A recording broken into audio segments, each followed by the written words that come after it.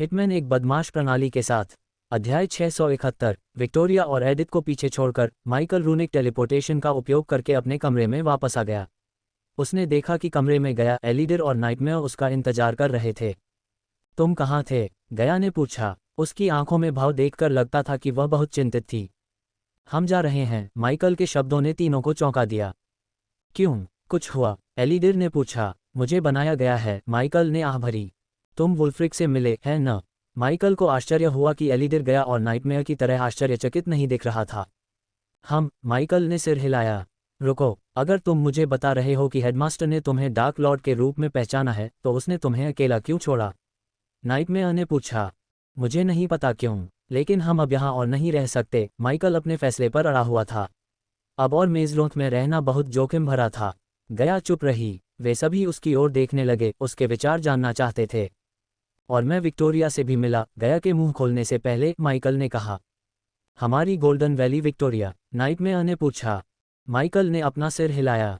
नहीं, थूसिया की राजकुमारी, वह कुतिया जिसने मेरे दिल में तलवार घुसा दी और मेरे अभयारण्य को जला दिया। विक्टोरिया बार्न्स, माइकल ने गुर्राहट के साथ कहा। क्या वह जानती थी कि तुम अबरास हो? अंत में गया ने माइकल से सवाल करने के लिए अपना मुंह खोला। माइकल ने सिर हिलाया। तो चलो यहाँ से निकल जाओ, गया ने माइकल से सहमति जताई।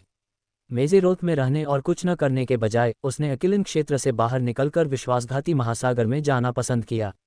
इस तरह वह बुद्धिमान ड्रैगन को ढूंढ सकती थी और अपनी मां के बारे में पूछताछ कर सकती थी। दूसरी ओर वह जानती थी कि माइकल उस जगह के उत्परिवर्तित प्राणियों को मारकर और भी मजबूत हो सकता है। मैं इसके लिए तैयार हूँ। वैसे भी मुझे इस जगह से नफरत है। एलिडर ने बिना कुछ सोचे समझे मेजेरोथ छोड़ने के लिए हामी भर दी। प्रोफेसर लेन की बदौलत आपको मेजेरोथ छोड़ने की अनुमति मिल गई है। लेकिन उसका क्या? नाइटमेयर ने गया की ओर देखा। वह एक प्रोफेसर है, अगर वह अचानक गायब हो गई तो कुछ लोगों की भौहें तन जाएंगी। नाइटमेयर सही था। गया को ले जाना निश्चित रूप से संदिग्ध होगा। वे प्रोफेसर स्टीनमेयर की तलाश भी कर सकते हैं, लेकिन गया को दुश्मन की सीमा के पीछे छोड़ना, खासकर यह जानने के बाद कि उसकी पहचान उजागर हो गई है, माइकल के पास कोई और विकल्प नहीं था। इसके अलावा गया और नाइटमेयर को विश्वासघाती महासागर में लाने से उसका अनुभव कई गुना बढ़ जाएगा। थूसिया से मुकाबला करने के लिए उसे अपनी पूरी ताकत से लड़ने की जरूरत थी। चाहे जो भी हो, अगर मजबूरी आती है तो हम कम से कम स्काईहॉल से अपनी शर्तों पर लड़ सकते हैं। उनके इलाके में रहना सही कदम नहीं है।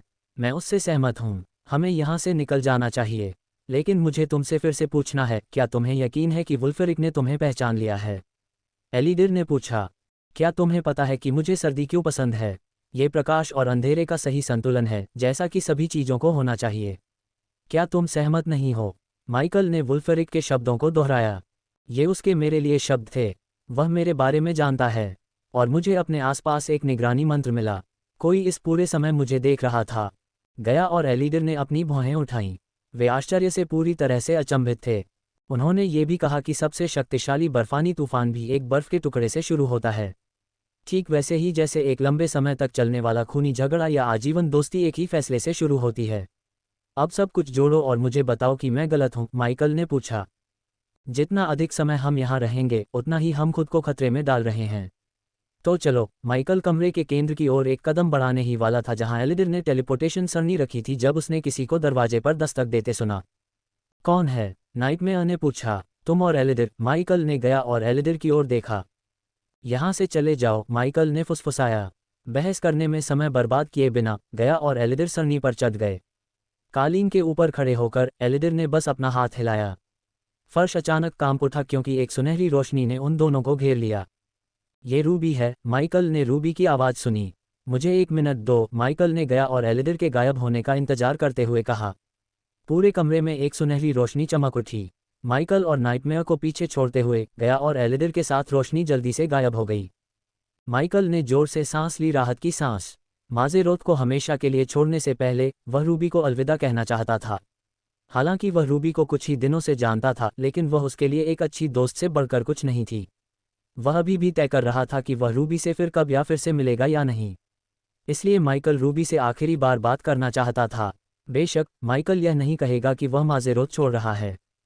लेकिन जब माइकल ने अपना दरवाज़ा खोला तो वह चौंक गया। उसकी अंधेरी आंखों ने रूबी का असली चेहरा दिखाया। माइकल ने जो देखा वह बाहर खड़ी रोवेना थी। उसके मन में कोई संदेह नहीं था। उसने विंस्टन मनों में उसके चित्र इतने बार देखे कि वह गलत नहीं हो सकता था। माइकल अवाक रह गया। उसे बिल्कुल भी अंदाजा नहीं था कि वह स्काई हॉल की पवित्र अफ्रीकन युवती रोवेना विंस्टन का अच्छा दोस्त बन रहा है।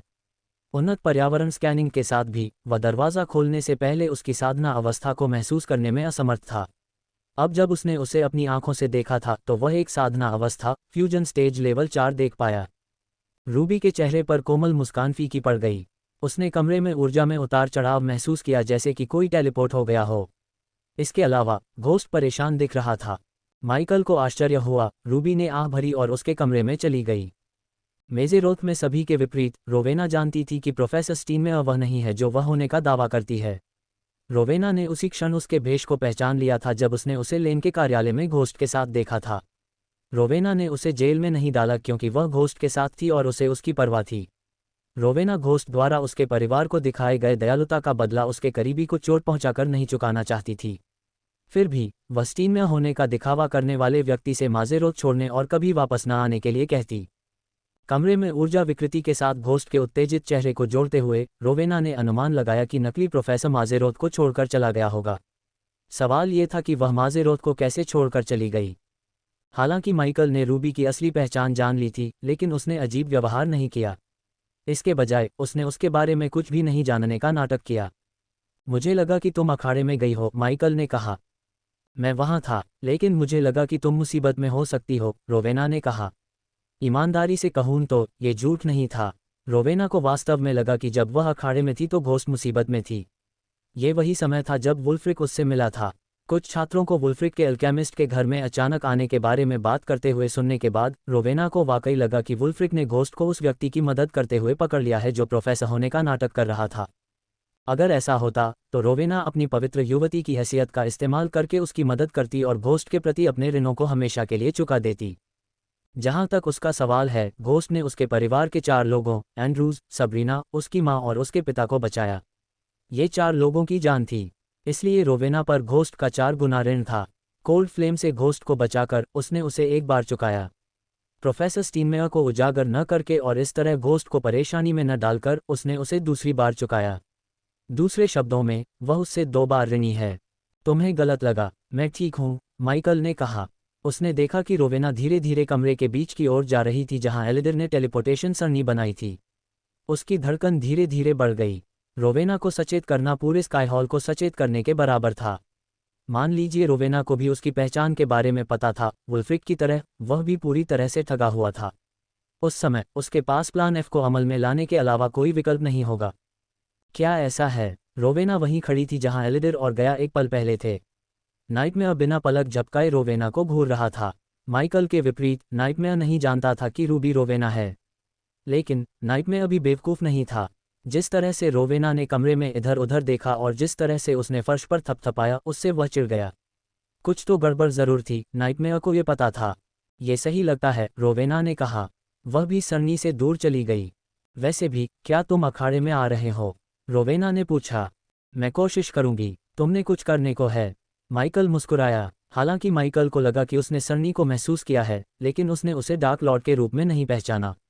अन्यथा जब तक उसने कोई दूसरा जाल नहीं बनाया होता तब तक वह अलग तरह से प्रतिक्रिया करती। किसी भी तरह माइकल अब मेज़रोथ में नहीं रहना चाहता था। बहुत सारे जोखिम। घोस्ट से कोई प्रतिक्रिया न मिलने पर रोवेना समझ गई कि उसे कुछ निजी काम निपटाने हैं। उसने उसका सम्मान किया, इसलिए वह कमरे से बाहर निकल गई। मैं जल्द ही तुमसे मिलूंगी, रोवेना ने उसके कमरे से बाहर निकलने के बाद कहा। उसने माइकल की ओर सिर हिलाया। उसे एक सौम्य मुस्कान देने के बाद वह चली गई। ओह, माइकल ने गहरी सांस छोड़ी। बिना समय बर्बाद किए माइकल ने दरवाज़ा बंद कर दिया। उसने नाइटमेयर को पकड़ लिया और सरनी की ओर चल दिया। जिस क्षण हम बाहर निकलेंगे सरनी को बिना किसी निशान के नष्ट कर देंगे, माइकल ने सिस्टम को आदेश दिया। उसने अपने कमरे को देखा और थोड़ा दुख महसूस करने से खुद को रोक नहीं सका। अगर वह एक सामान्य आदमी होता तो वह इस मेज़रोथ जीवन को दूसरों की तरह संजो सकता था। डार्क लॉर्ड होने के कारण उसे जीवन में बहुत सी चीज़ें खोनी पड़ीं। सब कुछ ठीक करने का एकमात्र तरीका स्काई हॉल को हमेशा के लिए नष्ट करना था। अब जब उसने रोवेना के साथ कुछ समय बिताया था तो उसके खिलाफ जाने से उसका दिल भारी हो गया। उसने भले ही रूबी होने का दिखावा किया हो, लेकिन उसकी सहज प्रवृत्ति ने उसे बताया कि उसके मन में उसके प्रति कोई बुरा इरादा नहीं था। वह सच्ची थी। इसके अलावा वह उसे लेन के कार्यालय में मरने के लिए छोड़ सकती थी। इसके बजाय उसने उसे बचा लिया। माइकल रोवेना को समझ ही नहीं पाया, लेकिन अभी के लिए रोवेना को समझना उसकी टू डू लिस्ट में नहीं था। हम कहाँ जा रहे हैं? नाइटमेयर ने पूछा। विश्वासघाती महासागर की ओर, माइकल ने कहा। ये तो बस एक पड़ाव था, उसके बाद ही वह अपने दुश्मन की मातृभूमि थूसिया में प्रवेश करने वाला था। थूसियावासियों को उसके साथ जो कुछ भी हुआ उसकी कीमत चुकानी पड़ी। मेजरोथ छोड़ने के बाद वे सभी अंधेरे जंगल में पहुंचे। माइकल ने एलिडर को अंधेरे जंगल में रहने का आदेश दिया, संप्रदाय और सब कुछ पर नज़र रखने के लिए।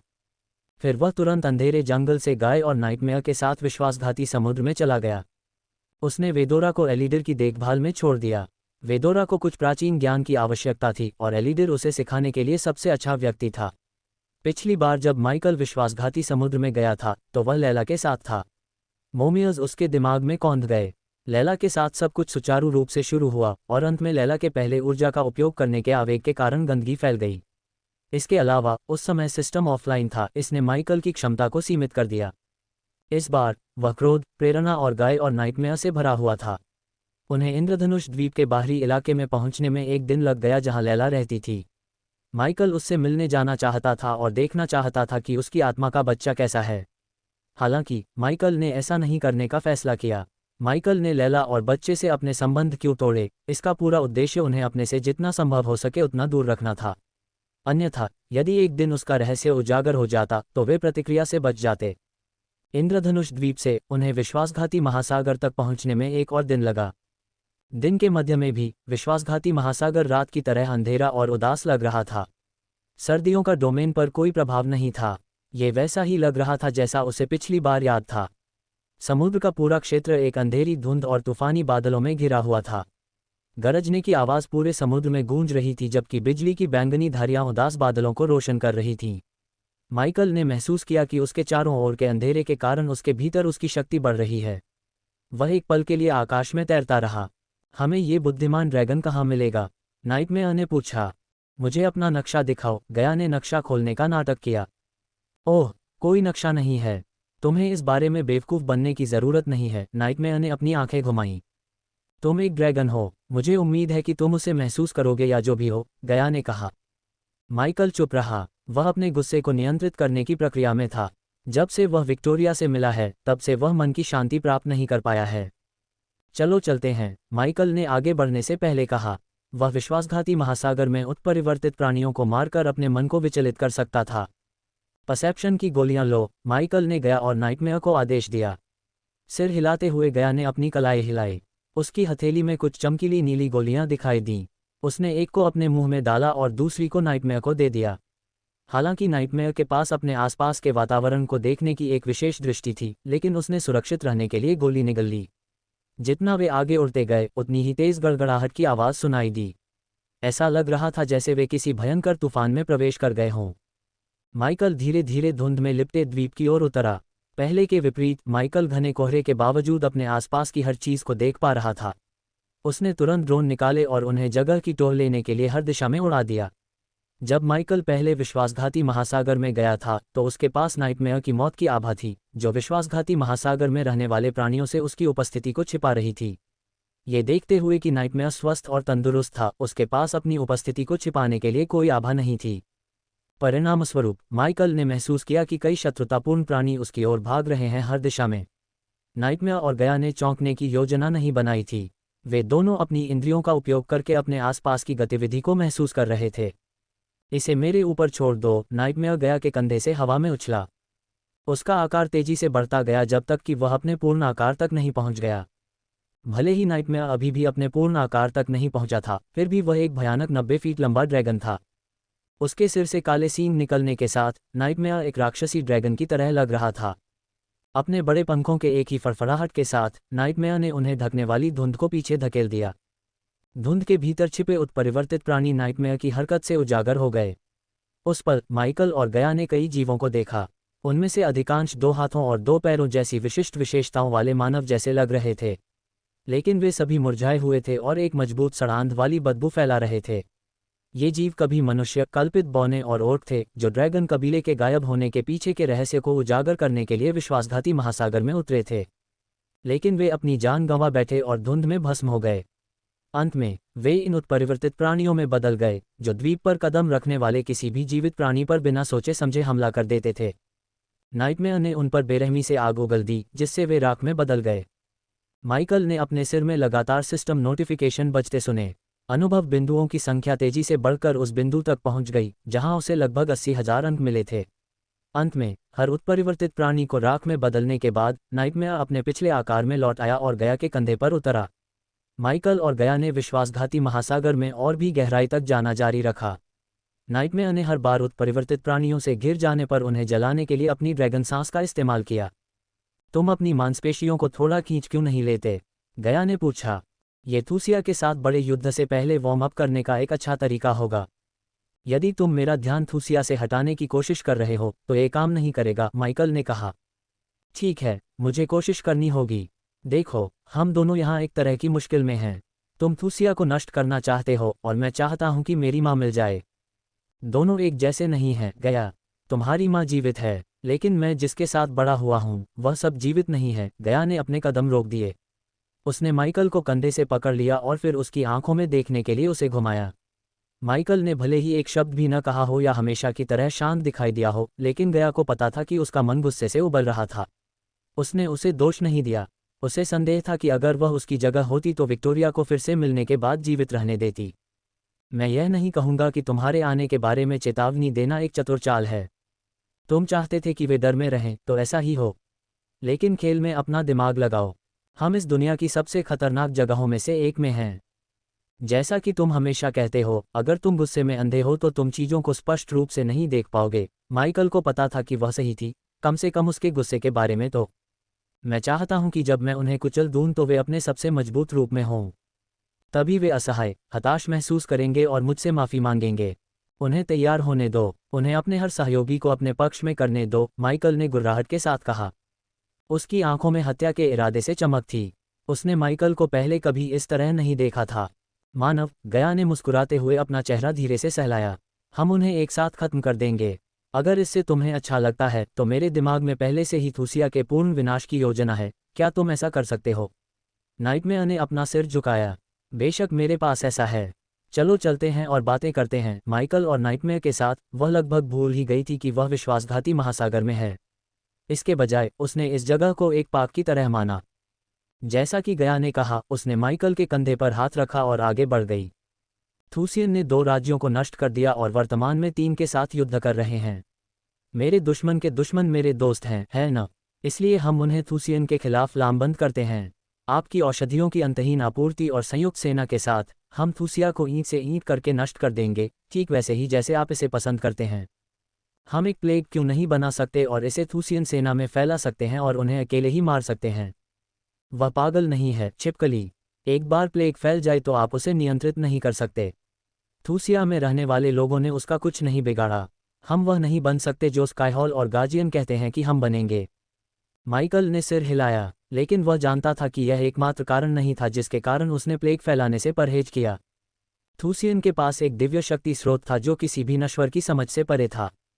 यदि माइकल प्लेग फैलाता तो मैक्सिम बार्न्स प्लेग को ठीक करने के लिए कॉस्मिक स्ट्रीम का उपयोग करता।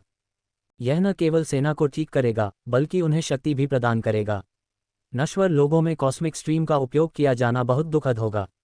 इसके बजाय माइकल इसे अपने और ऑर्डर के सभी लोगों के लिए चाहता था। एक बार जब वह और उसका ऑर्डर सिस्टम की मदद से कॉस्मिक ऊर्जा को अवशोषित कर लेते हैं तो उन्हें वह बढ़त मिल जाएगी जिसकी उन्हें सख्त जरूरत है। साथ ही कॉस्मिक ऊर्जा से संचालित सेना से लड़ने से उसे डार्कनेस का उपयोग करने के लिए मजबूर होना पड़ सकता है जो बाहरी दुनिया के सामने उसके रहस्य को उजागर कर सकता है। गया ने आगे बढ़ते हुए अपनी सभी योजनाओं को और विस्तार से समझाया।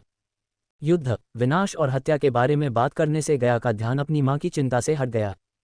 आगे बढ़ते हुए उन्हें उत्परिवर्तित प्राणियों से लगातार हमले झेलने पड़े।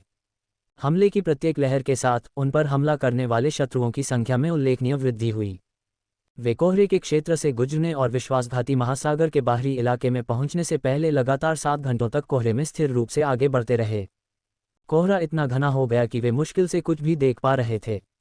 माइकल की एक्स-रे दृष्टि की बदौलत वह अपने आसपास के कई भ्रम सरणियों का पता लगाने में सक्षम था। पिछली बार सरणियों ने उसे स्पेक्ट्रे का भ्रम कराया, जो माइकल के लिए एक अच्छा अनुभव नहीं था।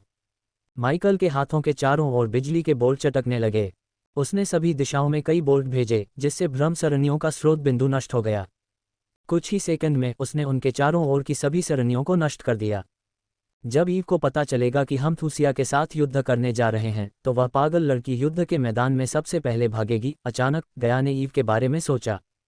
ईव के बारे में बात करते हुए माइकल को वह कलाकृति याद आई जो उसे शापों को तोड़ने में सक्षम बना सकती थी, एक पौराणिक कौशल। आखिरकार वे थोड़ा थक गए और थोड़ा आराम करना चाहते थे। ये जगह सुनसान और खतरनाक थी, जहां शरण लेने के लिए कोई पेड़ या गुफा नहीं थी। लेकिन जब उसके पास सिस्टम था तो उसे किसी चीज़ की ज़रूरत नहीं थी। उसने सिस्टम से बस कुछ आरामदायक कुर्सियां खरीदी और अपने शरीर को गर्म करने के लिए कैंप फायर जलाया। सौभाग्य से उत्परिवर्तित प्राणियों ने अस्थायी रूप से हमला करना बंद कर दिया, शायद इसलिए क्योंकि विश्वासघाती महासागर के इस हिस्से में कोई उत्परिवर्तित प्राणी नहीं थे। माइकल अपनी कुर्सी पर पीछे की ओर झुक गया। उसने अपनी स्थिति पर एक त्वरित नज़र डाली। नाइटमेयर की हत्याओं ने उसे लगभग 200,000 अनुभव अंक दिए। परिणामस्वरूप वह फ्यूजन स्टेज स्तर 9 पर पहुंच गया। हाफ इमोर्टल स्टेज, मैं आ रहा हूं, माइकल ने अपने मन में सोचा। केवल नाइटमेयर ही गया की गोद में सो पाया, खुद को एक गेंद की तरह सिकुड़ते हुए। वे दोनों गहरी सोच में डूबे हुए थे। गया के लिए यह उसकी माँ थी। माइकल के लिए ये विक्टोरिया थी और वह सब कुछ जो थूसियान ने उसके साथ किया था। हर बार जब वह अपनी आंखें बंद करता तो उसे जलता हुआ अभयारण्य दिखाई देता। उसने अपने दोस्तों को केवल थूसियान सैनिकों द्वारा मारे जाने के लिए चिल्लाते सुना। उन सैनिकों ने कोई दया नहीं दिखाई, यहाँ तक कि छोटों पर भी नहीं। माइकल के दिमाग में बुजुर्ग भी निर्दोष नहीं थे। उनके पास सदियों से एक दिव्य शक्ति स्रोत था, फिर भी उन्होंने इसका उपयोग करने की जहमत नहीं उठाई। अभयारण्य में कॉस्मिक स्ट्रीम बेकार रही। माइकल ने बहुत पहले ही तय कर लिया था कि वह वही गलतियां नहीं करेगा जो बुजुर्गों ने की थीं। जिस क्षण वह थूसिया को नष्ट करेगा, वह कॉस्मिक स्ट्रीम को अवशोषित कर लेगा, या यदि वह ऐसा नहीं कर सकता तो वह इसे नष्ट कर देगा ताकि भविष्य में कोई भी इसका उपयोग न कर सके। क्या आपके पास इस बुद्धिमान ड्रैगन को खोजने के बारे में कोई सुराग है? गया आगे झुक गया। पिछली बार जब तुम यहाँ आए थे तो क्या तुम्हें कोई रास्ता, कोई छिपा हुआ प्रवेश द्वार या ड्रैगन के कोई संकेत दिखे थे? उसने पूछा। मेरे ड्रोन इस जगह की तलाशी ले रहे हैं। अगर यहाँ कोई ड्रैगन रहता है तो हम उसे ढूंढ लेंगे, माइकल ने कहा। बेहतर होगा कि तुम मेरी माँ के लिए कोई इलाज ढूंढो। मैं नहीं चाहता कि जब मैं सो रहा हूँ तो वह मेरा खून चूसे, गया ने हंसते हुए कहा। मैं तुम्हें फिर से बता रहा हूँ, इलाज से सिर्फ पिशाच की रक्त पिपासा और सूरज की रोशनी के प्रति कमजोरी दूर होगी। जादू के हमलों से प्रतिरक्षा, गति और ताकत जैसी उनकी क्षमताएं वैसी ही रहेंगी। तो वह हमारी तरह होगी। गया ने माइकल के शब्दों पर थोड़ा विचार करने के बाद पूछा। चलो एक और पिशाच ढूंढते हैं और पहले उस पर वह इलाज आजमाते हैं। फिर हम तुम्हारी माँ के पास जा सकते हैं। हमें निश्चित रूप से ऐसा करना चाहिए। उन्होंने अगले कुछ मिनट ईव, थूसिया और एडेलिया पर चर्चा करते हुए बिताए। फिर उनकी बातचीत धीरे धीरे ब्लड प्रिंस की ओर बढ़ गई। सच कहूं तो माइकल के पास ब्लड प्रिंस से निपटने के लिए कोई ठोस योजना नहीं थी। सबसे पहले उसे ब्लड प्रिंस के बारे में और अधिक जानकारी जुटाने की ज़रूरत थी। यह अफसोस की बात थी कि उसने मेजरों छोड़ दिया। प्रोफेसर लेन और गिलरिन को एक के बारे में बहुत जानकारी थी। सौभाग्य से उनके पास लॉर्ड इन्फॉर्मेशन था जिससे वे मदद ले सकते थे। जब वे बातचीत कर रहे थे तो अचानक जमीन एक लय में कांपने लगी, मानो कोई बहुत बड़ी चीज़ उनकी ओर बढ़ रही हो। माइकल तुरंत अपनी कुर्सी से उठ खड़ा हुआ। उसने महसूस किया कि पर्यावरण स्कैनिंग में एक आत्मा शोधन चरण दिखाई दे रहा है। कंपन को देखते हुए माइकल को पता था कि जो कुछ भी उनकी ओर आ रहा है वह एक बहुत बड़ा राक्षस होना चाहिए। माइकल, आखिर क्या हो रहा है? गया ने एक हाथ में नाइटमेयर को पकड़ लिया और खुद को संतुलित करने की कोशिश की। वे जल्दी से हवा में उछल पड़े। जब वे आसमान में पहुंचे तो उन्होंने जो देखा उससे दंग रह गए। एक विशाल कंकाल उनकी ओर बढ़ रहा था। यह एक ड्रैगन था, कोई साधारण ड्रैगन नहीं बल्कि एक कंकाल ड्रैगन। ड्रैगन के हर कदम के साथ जमीन कांप रही थी। ड्रैगन की कुल लंबाई 400 फीट थी, पंखों का फैलाव 350 फीट था और ऊंचाई लगभग 80 फीट थी। इस कंकाल ड्रैगन की तुलना में नाइटमेयर एक पिल्ला था। ड्रैगन अपना सिर बाएं और दाएं हिला रहा था, मानो वह कुछ खोज रहा हो। माइकल ने उन दो छेदों में देखा जहां आंखें होनी चाहिए थीं और उसे जीवन की कोई रोशनी नहीं दिखी। उसने कभी नहीं सोचा था कि यात्रा के इतने शुरुआती दौर में उसे एक उत्परिवर्तित ड्रैगन का सामना करना पड़ेगा। अरे, इस ड्रैगन को टुकड़े टुकड़े करना दुख की बात होगी। हम इसे लाखों में बेच सकते हैं, गया ने आह भरी। ड्रैगन के विशाल आकार के बावजूद ये केवल एक सोल रिफाइनिंग स्टेज लेवल 4 जानवर था। अपनी soul refining stage level 6 cultivation के साथ वह इसे टुकड़ों में तोड़ सकती थी। बेशक उसे इसे हराने में मुश्किल होगी, लेकिन गया को पूरा विश्वास था कि वह ड्रैगन को हरा सकती है। माइकल ने भी गया जैसा ही सोचा। एकवा नीलामी में लैला ने 4 बिलियन सोने के सिक्कों के लिए एक पूरा ड्रैगन कंकाल खरीदा।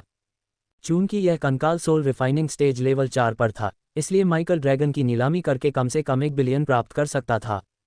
लेकिन पहले उसे ड्रैगन को टुकड़ों में तोड़े बिना हराना होगा। माइकल के लिए सौभाग्य से मरे हुए लोगों के विपरीत इन उत्परिवर्तित प्राणियों में आत्माएं थीं। उनकी आत्माएं भ्रष्ट और विकृत थीं, इस हद तक कि उनकी आत्माओं का कोई समाधान नहीं था। भ्रष्ट हो या न हो, उनके पास आत्माएं थीं। अगर उनके पास आत्माएं होती तो माइकल उनके भौतिक शरीर को सुरक्षित रखने के लिए सोल ईटर का उपयोग कर सकता था। इस मामले में वह बिना किसी नुकसान के ड्रैगन को मार सकता था, उसके शरीर को नष्ट करके। माइकल के हाल ही में किए गए अपग्रेड की बदौलत सोल ईटर फ्यूजन स्टेज के तहत किसी भी कल्टीवेटर की आत्मा को खा सकता है। कुछ कमज़ोर इरादों वाले दुश्मनों की आत्माओं को तुरंत खाया जा सकता था। दूसरे जिनके पास दृढ़ संकल्प और शक्तिशाली आत्माएं थीं, उन्हें माइकल को उनकी आत्माओं को खाने से पहले उन्हें कमज़ोर करने की ज़रूरत थी। इस मंत्र का इस्तेमाल तब किया जाना था जब माइकल अपने पूर्ण लूसीफर रूप में था, जहां क्लाउड ऑफ डार्कनेस और मृत्यु सीमा दुश्मन के संकल्प को कमज़ोर कर देती थी। लेकिन भले ही माइकल विश्वासघाती महासागर में था, फिर भी उसने अपने लूसीफर व्यक्तित्व का उपयोग नहीं किया। क्या होगा अगर कोई उसे देख रहा था? सिस्टम के अनुसार उसके आसपास कोई और निगरानी मंत्र नहीं था। फिर भी माइकल पछताने के बजाय सुरक्षित रहना चाहता था। कंकाल ड्रैगन धीरे धीरे उनके पास पहुंचा। गया ने अपना सिर एक तरफ घुमाया और देखा कि माइकल ड्रैगन को बेपरवाही से देख रहा है। उसने अपनी गर्दन हिलाई। यहाँ रुको, माइकल ने कहा। लाइटनिंग डैश मंत्र का जाप करने के बारे में सोचते ही वह सुनहरे बिजली के बोल्टों से घिर गया। वे उसके शरीर के चारों ओर नाच रहे थे। गे ने अपने चारों ओर बिजली के बोल्टों की चटकने की धीमी आवाज़ सुनी। पलक झपकते ही वह ड्रैगन की ओर दौड़ा और सुनहरे धारियों का एक निशान छोड़ गया। माइकल की उपस्थिति का संदेश देते हुए ड्रैगन ने माइकल पर अपनी नज़रें गड़ा दीं। उसकी गड़गड़ाहट की दहाड़ विश्वासघाती महासागर में गूंज उठी। जब माइकल करीब पहुंचा तो ड्रैगन ने उसे निगलने के लिए अपना मुंह खोला। माइकल उसके जबड़े के सामने छोटा लग रहा था। हवा का झोंका। माइकल ने ड्रैगन को एक पल के लिए भ्रमित करने के लिए हवा का झोंका लगाया। हवा के झोंके ने ड्रैगन के सिर से टकराने पर एक बहरा कर देने वाली धमाकेदार आवाज़ पैदा की। हवा के झोंके के बल के कारण ड्रैगन ने अपना सिर एक तरफ झटका। माइकल ने ड्रैगन को प्रतिक्रिया करने का कोई समय दिए बिना उसके सिर के 2 छेदों के बीच में घूंसा मारा। माइकल द्वारा अपनी ताकत को दबाने के बावजूद ड्रैगन के सिर में कई दरारें बन गईं। दूर से गया ने ड्रैगन को लड़खड़ाते हुए देखा। माइकल ने एक मुक्का मारा और रुका नहीं। वह एक तरफ गया और ड्रैगन के जबड़े पर मुक्का मारा। उसके मुक्के ने एक जोरदार शॉक वेव बनाए। उसने लगातार मुक्कों की बरसात की। बिना कंकाल के टूटने से कंकाल बेहतर है न? गया ने खुद से कहा। कोई भी अनजान आदमी बता सकता था कि माइकल अपने गुस्से को बाहर निकालने के लिए ड्रैगन को पंचिंग बैग की तरह इस्तेमाल कर रहा था। ये वास्तव में उसके भीतर भड़के गुस्से को बाहर निकालने का एक अच्छा तरीका था। ड्रैगन का विशाल आकार उसका सबसे बड़ा अभिशाप बन गया था। यह माइकल की गति के साथ तालमेल नहीं रख सका। एक सामान्य फ्यूजन स्टेज कल्टीवेटर अपनी पूरी ताकत और मंत्रों का उपयोग करके ड्रैगन से खूनी लड़ाई में लड़ता, लेकिन लैला जैसी प्रतिभाशाली भी माइकल की तरह नहीं लड़ सकती थी। उसने ड्रैगन को धमकाया। विश्वासघाती समुद्र में अंधेरे ने उसके क्रोध के साथ मिलकर उसकी शक्ति को इस हद तक बढ़ा दिया कि उसने केवल घूंसों से ही ड्रैगन का सिर लगभग नष्ट कर दिया। अंत में ड्रैगन की दहाड़ कमज़ोर लग रही थी। माइकल को काटने की कोशिश में उसने अपनी सारी ताकत खो दी। जब ड्रैगन अपनी कमजोरी पर था, माइकल उसके सिर पर गिर पड़ा। उसने उसकी आंखों में देखा, उसके भीतर भ्रष्ट आत्मा को महसूस किया। ड्रैगन ने अपने सिर को बाएं और दाएं हिलाना शुरू कर दिया। उसने माइकल को दूर फेंकने की कोशिश की, लेकिन माइकल ने उसके सिर को पकड़ रखा था और ड्रैगन की आंखों में घूरता रहा। ड्रैगन ने आकाश की ओर देखते हुए दहाड़ लगाए। ड्रैगन को हिंसक तरीके से अपना सिर हिलाते देख गया, उसने नाइटमेयर को हवा में फेंक दिया। उठो, लानत है छिपकली, वह माइकल की ओर दौड़ी। इस बीच नाइटमेयर चौंक कर जाग गया। ड्रैगन की दहाड़ और सारे शोरगुल के बावजूद नाइटमेयर शांति से सो रहा था।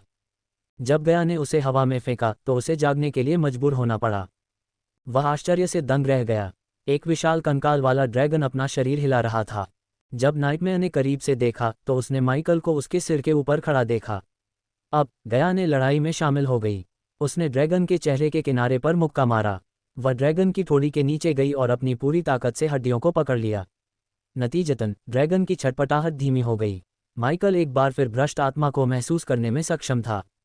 फिर भी भ्रष्ट आत्मा ने माइकल की आत्मा भक्षी निगाहों के खिलाफ लड़ाई लड़ी। माइकल ने हार नहीं मानी। उसने आत्मा को और अधिक खाने पर ध्यान केंद्रित किया। उसने ड्रैगन को और कमज़ोर करने के लिए उसके सिर पर कोहनी मारी। अंत में 2 अंधेरे छिद्रों के भीतर धीरे धीरे एक धूसर धुआं उठा। ये भ्रष्ट आत्मा थी।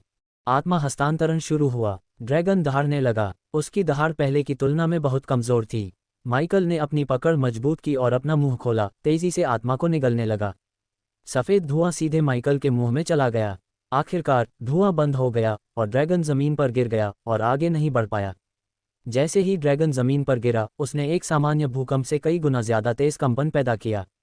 इसके अलावा इसने ड्रैगन के चारों ओर धूल का एक घना बादल बना दिया। डिंग। सोल रिफाइनिंग स्टेज लेवल 4 उत्परिवर्तित ड्रैगन को मारने के लिए होस्ट को बधाई। इनाम 3 लाख अनुभव अंक और साथ ही 20,000 बदमाश अंक है। सोल ईटर ने उत्परिवर्तित ड्रैगन की आत्मा को अवशोषित कर लिया है। होस्ट को 100,000 अनुभव अंक मिले हैं। कुल मिलाकर माइकल को 4 लाख अनुभव अंक मिले।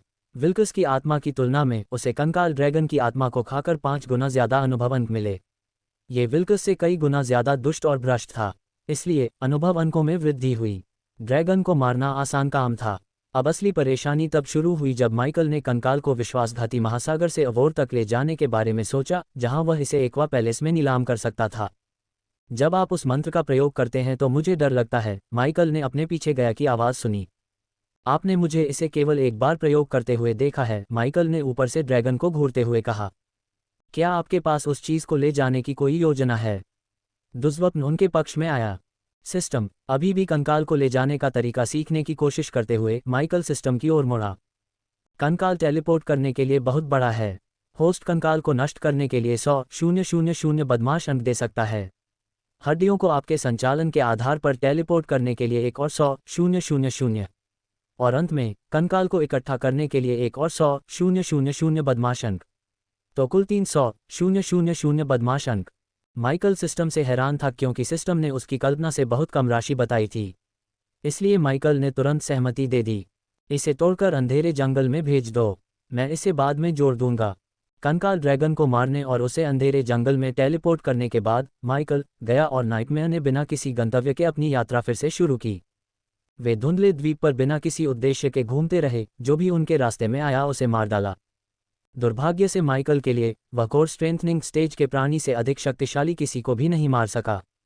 उसने उंगली उठाने की भी जहमत नहीं उठाई क्योंकि उसने नाइटमेयर को कुछ युद्ध का अनुभव प्राप्त करने दिया। ये समय था जब नाइटमेयर माइकल की चौकस निगाहों के नीचे अपना रास्ता खुद बनाता। आखिरकार नाइटमेयर अब एक बच्चा नहीं था जिसे देखभाल की जरूरत थी।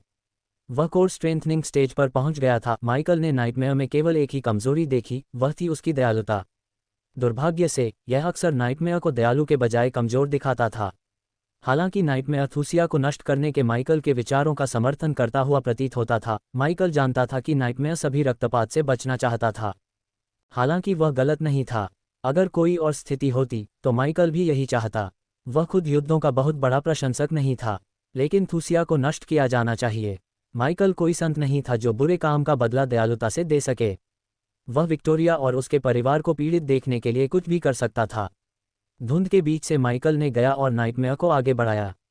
आसपास किसी भी खतरे को भांपने के लिए उसकी इंद्रियां बढ़ गई थीं। अचानक माइकल ने उड़ना बंद कर दिया। हम क्यों रुक रहे हैं? गया ने पूछा। ड्रोन नष्ट हो गए, माइकल ने कहा। कुछ पल पहले उसने महसूस किया कि उसके और कुछ ड्रोन के बीच का कनेक्शन अचानक टूट गया। उसने कुछ पल के लिए अपनी आंखें बंद कर लीं, सिस्टम को नष्ट हुए ड्रोन का पता लगाने का आदेश दिया। मुझे उम्मीद है कि यह समझदार ड्रैगन है, गया ने घबराकर मुस्कुराते हुए कहा। बिना समय बर्बाद किए माइकल ने गया का हाथ पकड़ा और जितनी जल्दी हो सके गंतव्य तक पहुंचने के लिए इग्निटिया का इस्तेमाल किया। उनके आसपास का नज़ारा नहीं बदला। हर कोई अभी भी धुंध में ढका हुआ था। उसने कुछ भ्रम पैदा करने वाली एरे को ट्रिगर किया, लेकिन कुछ सेकंड के भीतर उन सभी को नष्ट कर दिया। वे अब माइकल के लिए खतरा पैदा करने के लिए पर्याप्त मजबूत नहीं थे। कुछ ही मिनटों में वे काफ़ी लंबी दूरी तय कर चुके थे। उन्हें आश्चर्य हुआ कि अचानक धुंध गायब हो गई। इसके बजाय वे हड्डियों को ठंडा करने वाली बर्फ से बने गुंबद में फंस गए। ये कौन सी जगह है? गया ने पूछा। उसने अपने कंधों को रगड़कर कुछ ज़रूरी गर्मी पैदा की। नाइटमेयर ने आग उगलने की कोशिश की, लेकिन वह ऐसा नहीं कर सका। ठंड ने नाइटमेयर की आग उगलने की क्षमता को प्रभावित किया। गया ने गुंबद के चारों ओर एक प्रवेश द्वार देखने के लिए देखा। जब वह पीछे मुड़ी तो उसे ये भी पता नहीं चल पाया कि वह गुंबद में कैसे घुसी। ये स्पष्ट था कि बर्फ ने उनके प्रवेश के रास्ते को बंद कर दिया था। उनके मन में कई सवाल उठे। उनमें से पहला सवाल ये था कि वे कहाँ थे। जब वे इधर उधर देख रहे थे तो माइकल को लगा कि उनके साथ एक शक्तिशाली प्राणी भी है। यहाँ कुछ है, माइकल ने कहा। उसकी इंद्रियों और पर्यावरण स्कैनिंग के अनुसार वह प्राणी फ्यूजन स्टेज का प्राणी था। हालांकि उसे प्राणी का आभास था, लेकिन वह उसे देख नहीं पाया। उसने जल्दी से अपनी थर्मल दृष्टि का इस्तेमाल किया, एक बार फिर अपने आसपास की चीज़ों को देखा। माइकल को आश्चर्य और सदमे ने घेर लिया। एक अदृश्य दुश्मन धीरे धीरे उनके पास आ रहा था। सिलहूट को देखकर लग रहा था कि यह निश्चित रूप से एक विशाल ड्रैगन था। ड्रैगन के आकार के बावजूद ये बिना आवाज़ किए निंजा की तरह घूम रहा था। माइकल के विपरीत गया ड्रैगन को नहीं देख सकता था। क्या हम लुका छिपी खेल रहे हैं? माइकल ने पूछा। ड्रैगन ने हिलना बंद कर दिया। मैं तुम्हें देख सकता हूँ, माइकल ने कहा। ड्रैगन ने कुछ पलों तक माइकल को देखा। अगर ड्रैगन अदृश्य न होता तो वे ड्रैगन की आंखों में आश्चर्य देख सकते थे। अंत में ड्रैगन ने अपने आसपास के अदृश्यता के जादू को दूर करके खुद को प्रकट किया।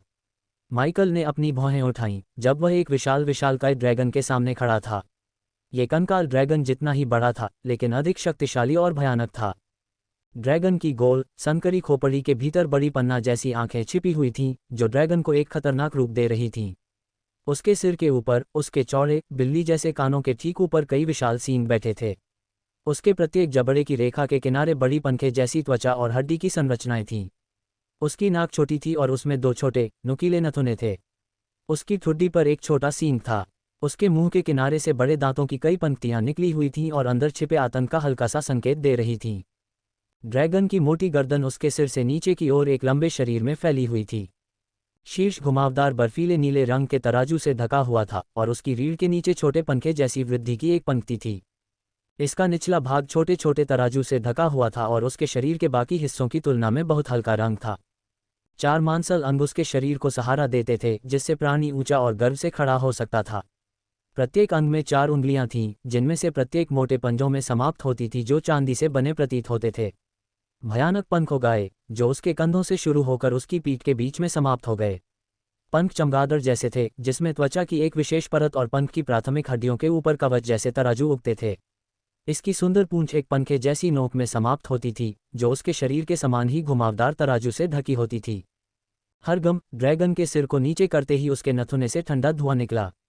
ड्रैगन ने धीरे धीरे अपनी लंबी गर्दन माइकल के चारों ओर घुमाई। एक इंसान, एक नाग और एक जंगल का ड्रैगन, एक अजीबोगरीब समूह, ड्रैगन ने कर्कश जानवर जैसी आवाज में कहा। आवाज एक ही समय में डरावनी और शांत करने वाली थी। माइकल ड्रैगन से एक बुद्धिमान व्यक्ति की आवाज़ महसूस करने से खुद को रोक नहीं पाया। उसके चारों ओर एक निश्चित बुद्धिमान बूढ़े दादा की आभा थी। क्या तुम संयोग से बुद्धिमान ड्रैगन हो? गया ने पूछा। ड्रैगन सीधा खड़ा था, उसकी ऑब्सीडियन आंखों में गर्व की चमक उभरी। मुझे कई नामों से जाना जाता है, और हाँ, बुद्धिमान ड्रैगन वास्तव में उनमें से एक है और उन सभी में सबसे उपयुक्त नाम है, ड्रैगन ने कहा। गया का दिल कांप उठा। उसे अपनी किस्मत पर यकीन नहीं हो रहा था। उसने बुद्धिमान ड्रैगन को ठीक वैसे ही पाया था जैसा पिशाच ने उसे बताया था। एडलिया एश्टन, तुम उसके बारे में क्या जानती हो? गया ने इधर उधर की बातें नहीं की। उसने तुरंत बुद्धिमान ड्रैगन से सवाल किया। उनके आश्चर्य के लिए ड्रैगन जोर से हंस पड़ा। तुम बहुत साहसी हो, बहुतों की पैंट गीली हो जाती, लेकिन तुम में मुझसे सवाल करने की हिम्मत है। क्या इसीलिए तुम यहाँ आए हो, इस एडलिया को ढूंढने? ड्रैगन ने पूछा। वह गया के सवाल से खुश लग रहा था। माइकल चुप रहा। उसने गया को ड्रैगन से सवाल करने दिया। चूंकि ड्रैगन फ्यूजन स्टेज 10 पर था, इसलिए माइकल को डरने की जरूरत नहीं थी। अगर जरूरत पड़ी तो माइकल डार्क लॉर्ड बन सकता था और ड्रैगन को मार सकता था, जब तक कि ड्रैगन उससे ज्यादा मजबूत न हो। और कोई इस मौत के जाल में क्यों आएगा? कृपया समझदार ड्रैगन, मुझे उसे ढूंढना ही होगा। गया हताश लग रहा था।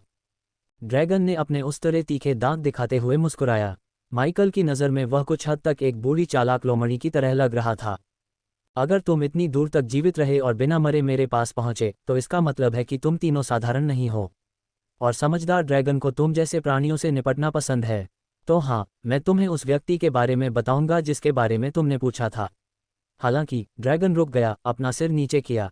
उन सभी ने ड्रैगन से निकलने वाली हड्डियों को ठंडा करने वाली ठंड को महसूस किया। जैसे जैसे ड्रैगन उनके करीब आता गया, ठंड का तापमान और भी ठंडा होता गया। इस दुनिया में कुछ भी मुफ्त नहीं है। कुछ पाने के लिए तुम्हें समझदार ड्रैगन को कुछ देना होगा, समझदार ड्रैगन ने कहा।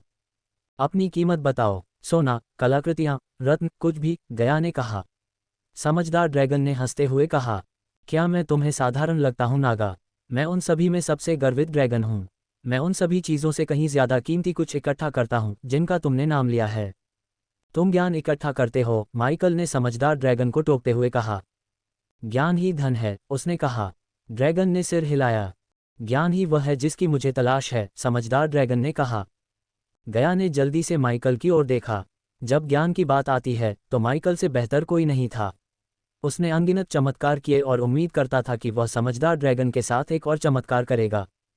क्या तुम यंत्रों और पौराणिक कीमिया व्यंजनों के ब्लूप्रिंट स्वीकार करते हो? माइकल ने पूछा। यह इस बात पर निर्भर करता है कि वे कितने स्वर्ग विरोधी हैं। तुम्हें पता होना चाहिए कि मैं हजारों सालों से ज्ञान इकट्ठा करता आया हूँ। ब्लूप्रिंट और व्यंजनों में से कुछ ऐसे हैं जो मुझे नहीं पता। वे मेरे अपने हैं, इसलिए आप उन्हें कहीं नहीं पा सकते, माइकल ने कहा। समझदार ड्रैगन ने उसकी आंखों में आत्मविश्वास देखा। एक शाही ड्रैगन के रूप में जिसने ज्ञान का संग्रह किया, समझदार ड्रैगन में लोगों का न्याय करने की क्षमता थी।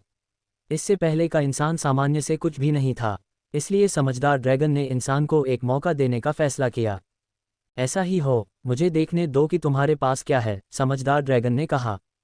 माइकल ने बस अपनी कलाई हिलाई, स्पाइडर बनाने का खाका और पिघले हुए प्लेग की रेसिपी निकाली। 2 सुनहरे चर्मपत्र धीरे धीरे समझदार ड्रैगन की ओर तैरने लगे। जब चर्मपत्र उसकी आंखों की रेखा तक पहुंचे तो उसकी आंखों के सामने 2 गोल दर्पण प्रकट हुए। इससे ड्रैगन ऐसा लग रहा था जैसे उसने चश्मा पहना हुआ हो। समझदार ड्रैगन ने चर्मपत्रों का सावधानीपूर्वक अध्ययन किया और एक भी अक्षर नहीं छोड़ा। वे सभी आश्चर्यचकित थे कि समझदार ड्रैगन ने चर्मपत्रों की प्रामाणिकता का मूल्यांकन कैसे किया। आखिरकार, कोई भी व्यक्ति किसी को मूर्ख बनाने के लिए आसानी से एक नकली नुस्खा और खाका लिख सकता है, लेकिन अंदर ही अंदर उन्हें लगा कि एक शक्तिशाली प्राणी को मूर्ख बनाना लगभग असंभव है जो सचमुच खुद को समझदार ड्रैगन कहता है। उनके आश्चर्य के लिए ड्रैगन के सामने बैंगनी लौ के साथ एक तांबे का कड़ाही दिखाई दिया। कड़ाही और आग के प्रकट होने के बाद नुस्खा में बताए गए कई तत्व कड़ाही और आग के ऊपर प्रकट हुए। समझदार ड्रैगन ने औषधि बनाना शुरू किया, लेकिन इसमें एक तत्व की कमी थी, पिघले हुए प्लेग के शिकार का खून का नमूना। इसलिए खून की जगह ड्रैगन ने एक हरा तरल मिलाया। अगर माइकल सही था तो वह हरा तरल पिघले हुए प्लेग के खून की विशेषता का अनुकरण करेगा। अंत में एक बैंगनी चमकीला तरल कड़ाही से बाहर निकला। समझदार ड्रैगन ने हवा में सूंघा। ये वास्तव में एक दुर्लभ औषधि है, जैसा कि आपने दावा किया है। मेरे पास असली प्लेग स्ट्रेन की कमी है, लेकिन आपकी रेसिपी वैध है। ड्रैगन की आंखें चमक उठीं। गया ने आह भरी। ड्रैगन की आंखों में लालची नज़र उसकी स्वीकृति में स्पष्ट थी। माइकल को आश्चर्य हुआ कि समझदार ड्रैगन ब्लूप्रिंट को मान्य करने की योजना कैसे बना रहा था। क्या ड्रैगन ब्लूप्रिंट का उपयोग करके स्पाइडर बना सकता है? माइकल को उत्सुकता हुई। समझदार ड्रैगन ने ब्लूप्रिंट का निरीक्षण किया। उसकी आंखें लगभग सिकुड़ी हुई थीं। कई मिनट बाद समझदार ड्रैगन ने धीरे से अपना सिर दूसरी तरफ घुमाया। एक टूटा हुआ ड्रोन ड्रैगन की ओर उड़ता हुआ आया। समझदार ड्रैगन ने धीरे से ड्रोन को पकड़ा और माइकल को दिखाया। ड्रैगन के हाथ में ड्रोन चींटी जितना छोटा लग रहा था। ये डिवाइस ब्लूप्रिंट में दिखाए गए डिवाइस जैसा ही है, बस इसके डिज़ाइन को छोड़कर, समझदार ड्रैगन ने आश्चर्यजनक रूप से सही कहा। जब कोई इसे उबालता है तो स्पाइडर और ड्रोन एक ही वास्तुकला और कार्यक्षमता साझा करते हैं, सिवाय इसके कि ड्रोन उड़ सकते हैं और स्पाइडर नहीं। साथ ही माइकल ये देखकर हैरान था कि समझदार ड्रैगन ने ड्रोन को पूरी तरह से तोड़े बिना ही तोड़ दिया था। हाँ, क्या यह आपके लिए एडलिया के बारे में हमें जानकारी देने के लिए पर्याप्त है? माइकल ने पूछा, लेकिन ड्रैगन ने अपना सिर हिला दिया। उसके चेहरे पर एक चालाक, मूल रूप से एक शैतानी मुस्कान उभरी। इस तरह का ज्ञान मेरे पास मौजूद ज्ञान के लिए उसे कितनी बेताब है, ये जानने से पहले ही काफ़ी है। इसलिए कीमत बढ़ गई। मुझे ऐसा ही एक और दो, और मैं अपना ज्ञान तुम्हारे साथ साझा करूंगा। गया ने अपनी मुट्ठी कस ली। नाइटमेयर ने जल्दी से अपने पंजों से गया के कंधे को दबाया, बिना कुछ कहे उसे शांत रहने और माइकल को इससे निपटने देने के लिए कहा। जब लड़ाई की बात आती है, क्रूर हत्या बल्कि गया सबसे अच्छा था। लेकिन जब बातचीत, छल करने और बुद्धिमान ड्रैगन जैसे शक्तिशाली प्राणियों को मात देने की बात आती है, तो माइकल सबसे अच्छा विकल्प था। इसका मतलब यह नहीं था कि गया ये सब नहीं कर सकती थी। वास्तव में वह छल करने में माइकल के बराबर थी। हालांकि वह इस मामले में भावनात्मक रूप से शामिल थी। वह अपनी मां को खोजने के लिए बिना सोचे समझे कुछ भी कर सकती थी। और क्या? माइकल ने खुद से पूछा। उसकी डार्क फ्लेम प्राइमोडियल फ्लेम थी, जिसके बारे में किसी ने न तो सुना था और न ही जाना था। ये भी तथ्य था कि वह डार्क लॉर्ड है जो ड्रैगन के सिर को दूसरी तरफ घुमा सकता है। लेकिन माइकल ऐसा ज्ञान नहीं बता सकता जो उसे बुद्धिमान ड्रैगन के साथ खतरे में डालता है। मेरे पास कुछ है, लेकिन ये कोई नुस्खा या खाका नहीं है। अमूर्त ज्ञान, दक्षिणी महाद्वीप के शून्य से संबंधित कुछ। मुझे पता है कि दक्षिणी महाद्वीप में कोई भी खेती क्यों नहीं कर सकता। यह कोई नई बात नहीं है, बुद्धिमान ड्रैगन ने कहा। लेकिन क्या आप कारण की उत्पत्ति जानते हैं? ये कहाँ से आया और इसे कौन नियंत्रित करता है? माइकल ने पूछा। मुझे पता है, ड्रैगन ने हंसते हुए कहा। माइकल अंदर से हैरान था। समझदार ड्रैगन वाकई बहुत कुछ जानता था और समझदार ड्रैगन नाम का हकदार था। ये वहाँ क्यों रहता है? क्या तुम ये जानते हो? माइकल ने पूछा। समझदार ड्रैगन की आंखें एक बार फिर चमक उठीं। उन पर सन्नाटा छा गया। समझदार ड्रैगन ललचा गया। मैं तुम्हें ये तब बताऊंगा जब तुम हमें बताओगे कि तुम एडेलिया के बारे में क्या जानते हो, माइकल ने कहा। चमकती हुई आंखें तुरंत शिकारी हो गईं। समझदार ड्रैगन ने अपना सिर नीचे किया और उसके नथुनों से हड्डियों को ठंडा करने वाली हवा का झोंका निकला। क्या तुम बातचीत कर रहे हो? मैं तुम्हें पलक झपकते ही मार सकता हूँ। अगर तुम सोचते हो कि खेती के चरण हमारी शक्ति तय करते हैं तो तुम बहुत गलत हो। मुझे पता है, लेकिन अगर तुम एक बार फिर कीमत बढ़ा दोगे तो क्या होगा? समझदार ड्रैगन के रूप में, तुम जानते हो कि तुम मुझे इस तरह सोचने के लिए दोषी नहीं ठहरा सकते। हमें जानकारी दो और मैं अपना ज्ञान तुम्हारे साथ साझा करूंगा। जैसा कि तुमने कहा, अगर तुम्हें लगता है कि ज्ञान कीमत के लायक नहीं है तो तुम हमें पलक झपकते ही मार सकते हो। समझदार ड्रैगन एक बार फिर माइकल की हिम्मत और उसके व्यवहार पर हंसा। वह न तो बहुत डरा हुआ था और न ही बहुत घमंडी। कोई भी आश्चर्यचकित हो सकता है कि समझदार ड्रैगन ने वर्षों में कितने मनुष्यों से मुलाकात की और उनसे निपटा। यह मनुष्य विशेष था। एडेलिया एश्टन, नागालैंड की रानी। समझदार ड्रैगन ने धीरे धीरे अपना सिर ऊपर और ऊपर उठाते हुए कहा। वह यहाँ अपनी पिशाचता के इलाज की तलाश में आई थी। उसने मुझे कुछ दिया और मैंने उसे इलाज दिया। माइकल झूठ बोल रहा होगा अगर वह कहता है कि वह समझदार ड्रैगन के शब्दों से हैरान नहीं था। किसी को भी उम्मीद नहीं थी कि एडेलिया को इलाज मिल जाएगा। अगर उसे मिल भी गया तो वह अभी भी दुनिया से क्यों छुप रही थी? क्या पिशाच इसका कारण हो सकते हैं? क्यों? समझदार ड्रैगन के जवाब ने उनके दिमाग में कई नए सवाल पैदा कर दिए। वह आगे कहाँ गई? मुझे उसके गंतव्य या उसकी योजनाओं जैसे अप्रासंगिक बेकार ज्ञान की आवश्यकता नहीं थी। माइकल ने गया के शब्दों को बीच में ही काट दिया। उसने अपना हाथ उठाया। अब तुम्हारी बारी है, समझदार ड्रैगन ने कहा। माइकल ने गहरी सांस ली। यह ऐसी कलाकृतियों की तलाश कर रहा है जिनमें किसी तरह की ऊर्जा हो। इसने अब तक 12 कलाकृतियां ढूंढ ली हैं और मुझे शेष 18 को ढूंढने का काम सौंपा है। समझदार ड्रैगन की आंखें चौड़ी हो गईं। कोई भी अनजान व्यक्ति बता सकता था कि समझदार ड्रैगन सदमे में है। कुछ पलों के लिए ड्रैगन ने सांस भी नहीं ली। वह सदमे में एक मूर्ति की तरह खड़ा रहा। अगर वह हमें बताए कि उसने उसे क्या दिया है तो हम उसे ढूंढ पाएंगे, गया ने माइकल से फुसफुसाते हुए कहा। उसे इस बात का एहसास था, लेकिन उसे संदेह था कि समझदार ड्रैगन इतना दयालु होगा कि वह उस ज्ञान या किसी भी ज्ञान को साझा करेगा।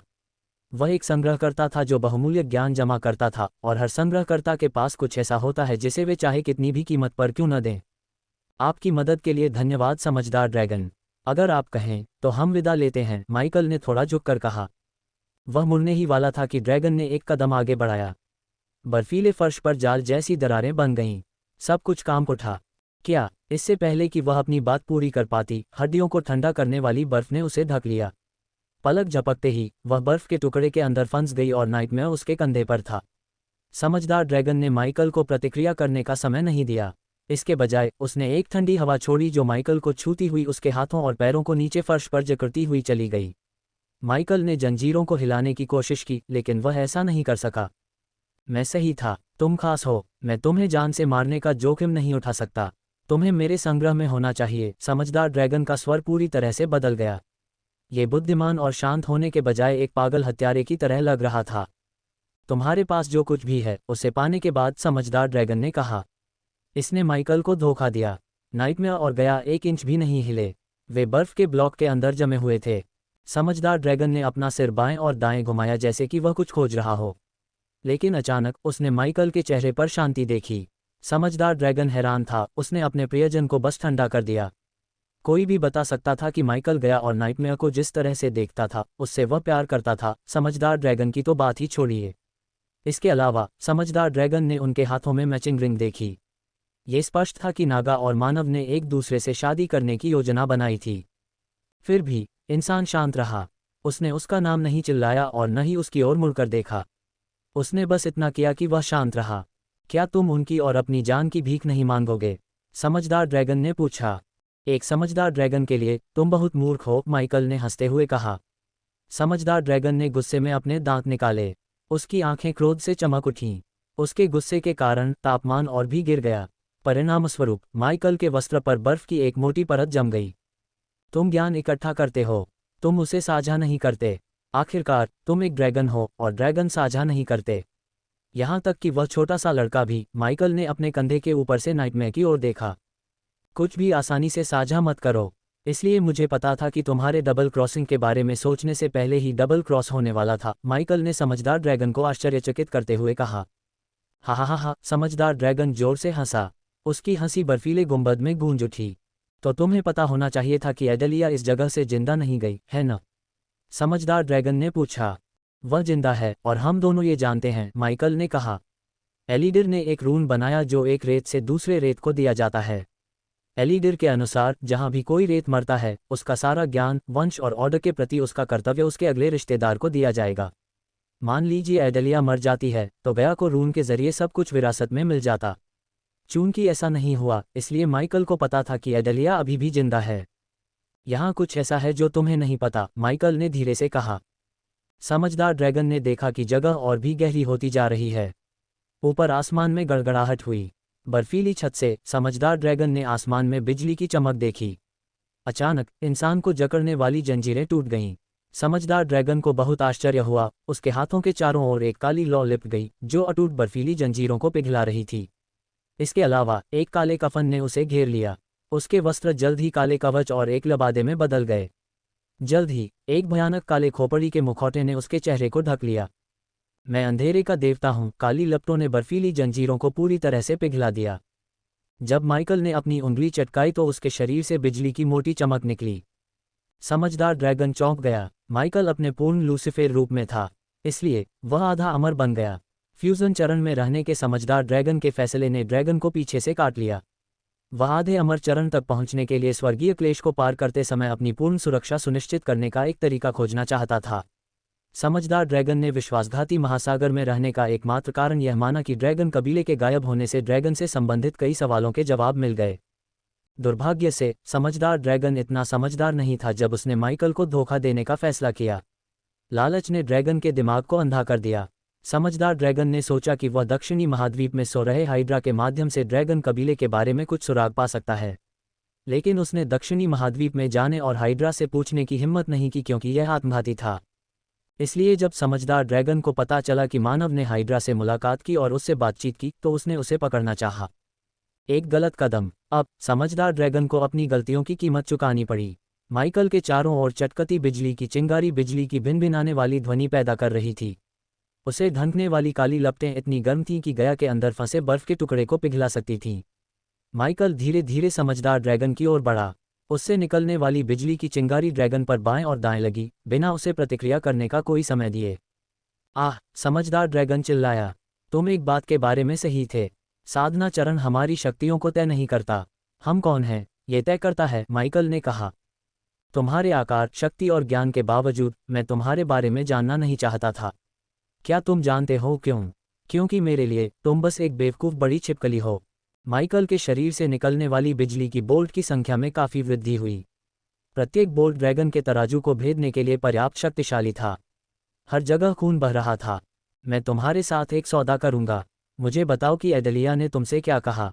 ऐसा न करो, तुम्हारा ज्ञान का पीछा यहीं खत्म हो जाएगा। बिजली के बोल्टों की बौछार से समझदार ड्रैगन आखिरकार जमीन पर गिर गया। जमीन हिल गई और कई जगहों पर फट गई। साथ ही शॉकवेव ने नाइटमेयर और गया को कुछ फीट पीछे धकेल दिया। माइकल ने अपने पैरों को समझदार ड्रैगन के ऊपर रखा और उसके सिर को और नीचे दबाया। ड्रैगन ने भागने के लिए अपने पंख फड़फड़ाने की कोशिश की, लेकिन एक अदृश्य शक्ति ने ऐसा करने से रोक दिया। डर की एक किरण धीरे धीरे ड्रैगन के दिल को जकड़ रही थी। ड्रैगन अब खतरनाक नहीं लग रहा था। इसके बजाय उसकी गोल आंखें एक दयनीय रूप दे रही थीं। माइकल के पैरों के नीचे समझदार ड्रैगन को देखकर गया ड्रैगन की ओर दौड़ी। अपने रास्ते में वह खुद डार्क क्वीन में बदल गई। आपको हमारे साथ धोखा नहीं करना चाहिए था, नाइटमेयर ने अपना सिर हिलाया। लगभग समझदार ड्रैगन पर दया आ रही थी। जो लोग उनके साथ खिलवाड़ करते हैं उन्हें केवल एक ही चीज़ का सामना करना पड़ता है, मौत। माइकल के सिर के अंदर सिस्टम नोटिफिकेशन लगातार बिना रुके बज रहा था। उसके बदमाश अंक लगभग 1 लाख से 4 लाख तक बढ़ गए। माइकल ने जिस तरह से समझदार ड्रैगन को चौंकाया और जंजीरें तोड़ी, उससे उसे कुछ ही पलों में 3 लाख बदमाश अंक मिल गए।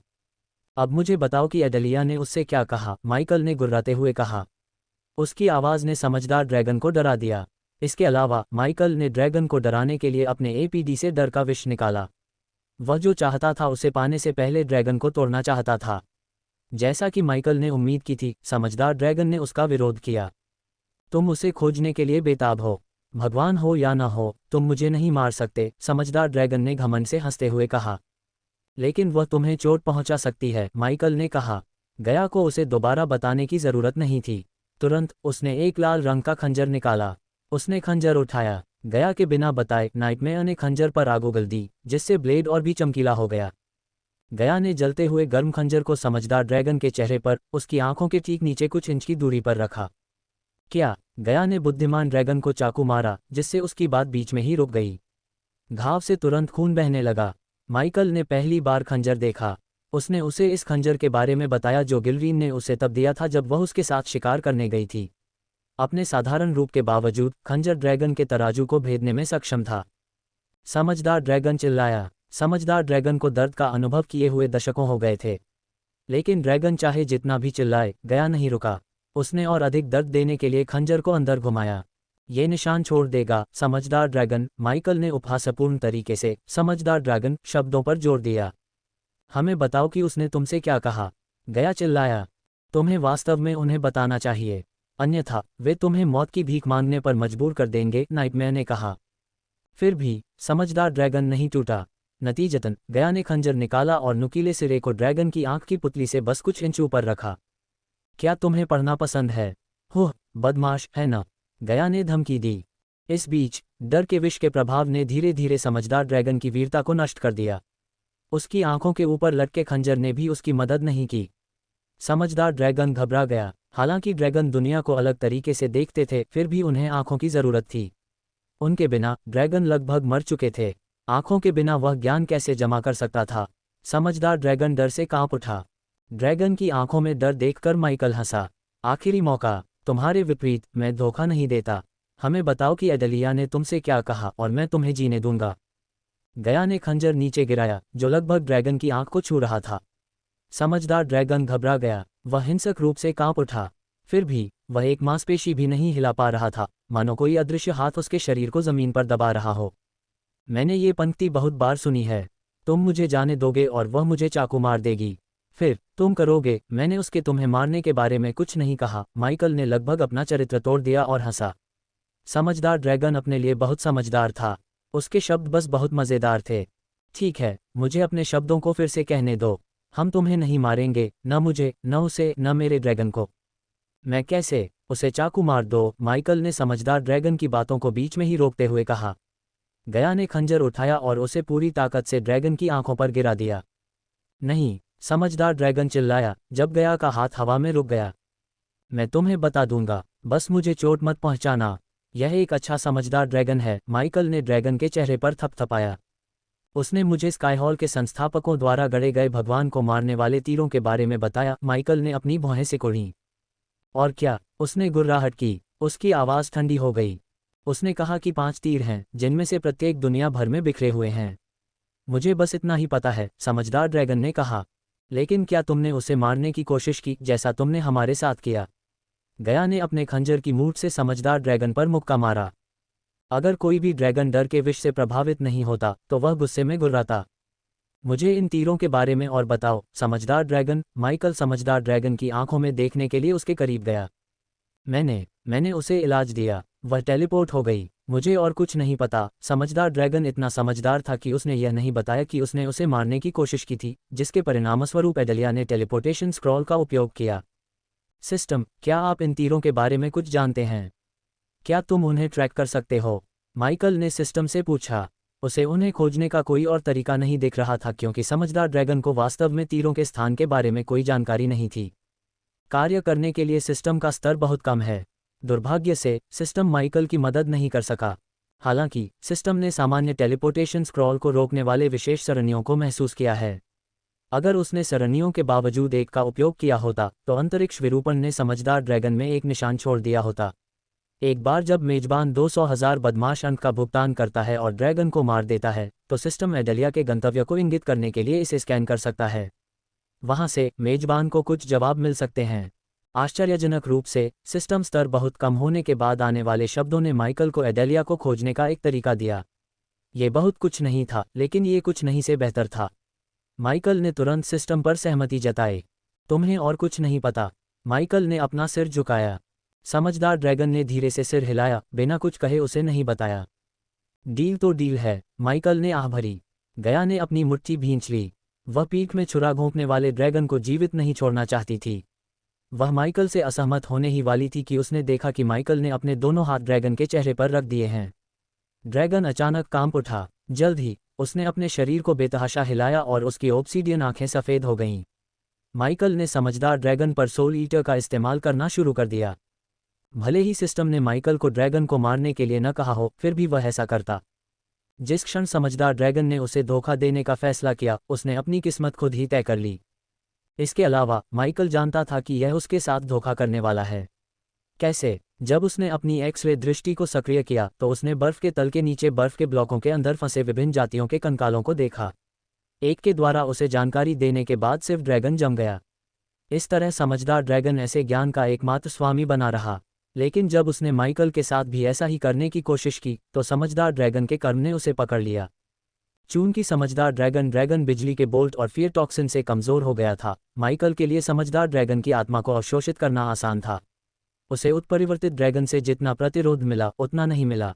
सफ़ेद धुएं का एक बादल धीरे धीरे समझदार ड्रैगन की आंखों से उठा और माइकल के चेहरे पर तैर गया। उसने प्रक्रिया को तेज करने के लिए अपना मुंह खोला।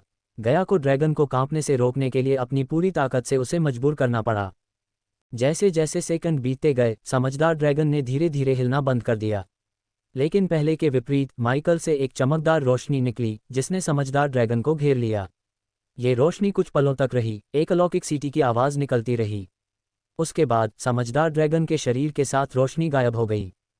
क्या बकवास सिस्टम है! मैं ड्रैगन के शरीर को अरबों में बेच सकता था। माइकल दंग रह गया। उसने कभी नहीं सोचा था कि सिस्टम ड्रैगन के पूरे शरीर को ले जाएगा और गायब हो जाएगा। डिंग! फ्यूजन स्टेज लेवल 10 उत्परिवर्तित ड्रैगन को मारने के लिए होस्ट को बधाई। इनाम 5 लाख अनुभव अंक और साथ ही 20,000 बदमाश अंक है। सोल ईटर ने समझदार ड्रैगन की आत्मा को अवशोषित कर लिया है। होस्ट को 200,000 अनुभव अंक मिले हैं। लेवल अप करने के लिए होस्ट को बधाई। वर्तमान स्तर फ्यूजन स्टेज लेवल 10 है। सिस्टम नोटिफिकेशन उसके सिर में गूंज उठा। बुद्धिमान ड्रैगन को मारने के बाद वह अर्धअमर अवस्था में पहुंचने से सिर्फ 4 लाख अनुभव अंक दूर था। तब आपको पता नहीं चलता कि यहां से टेलीपोर्ट होने के बाद एडेलिया कहां गई, सिस्टम ने फटकार लगाई।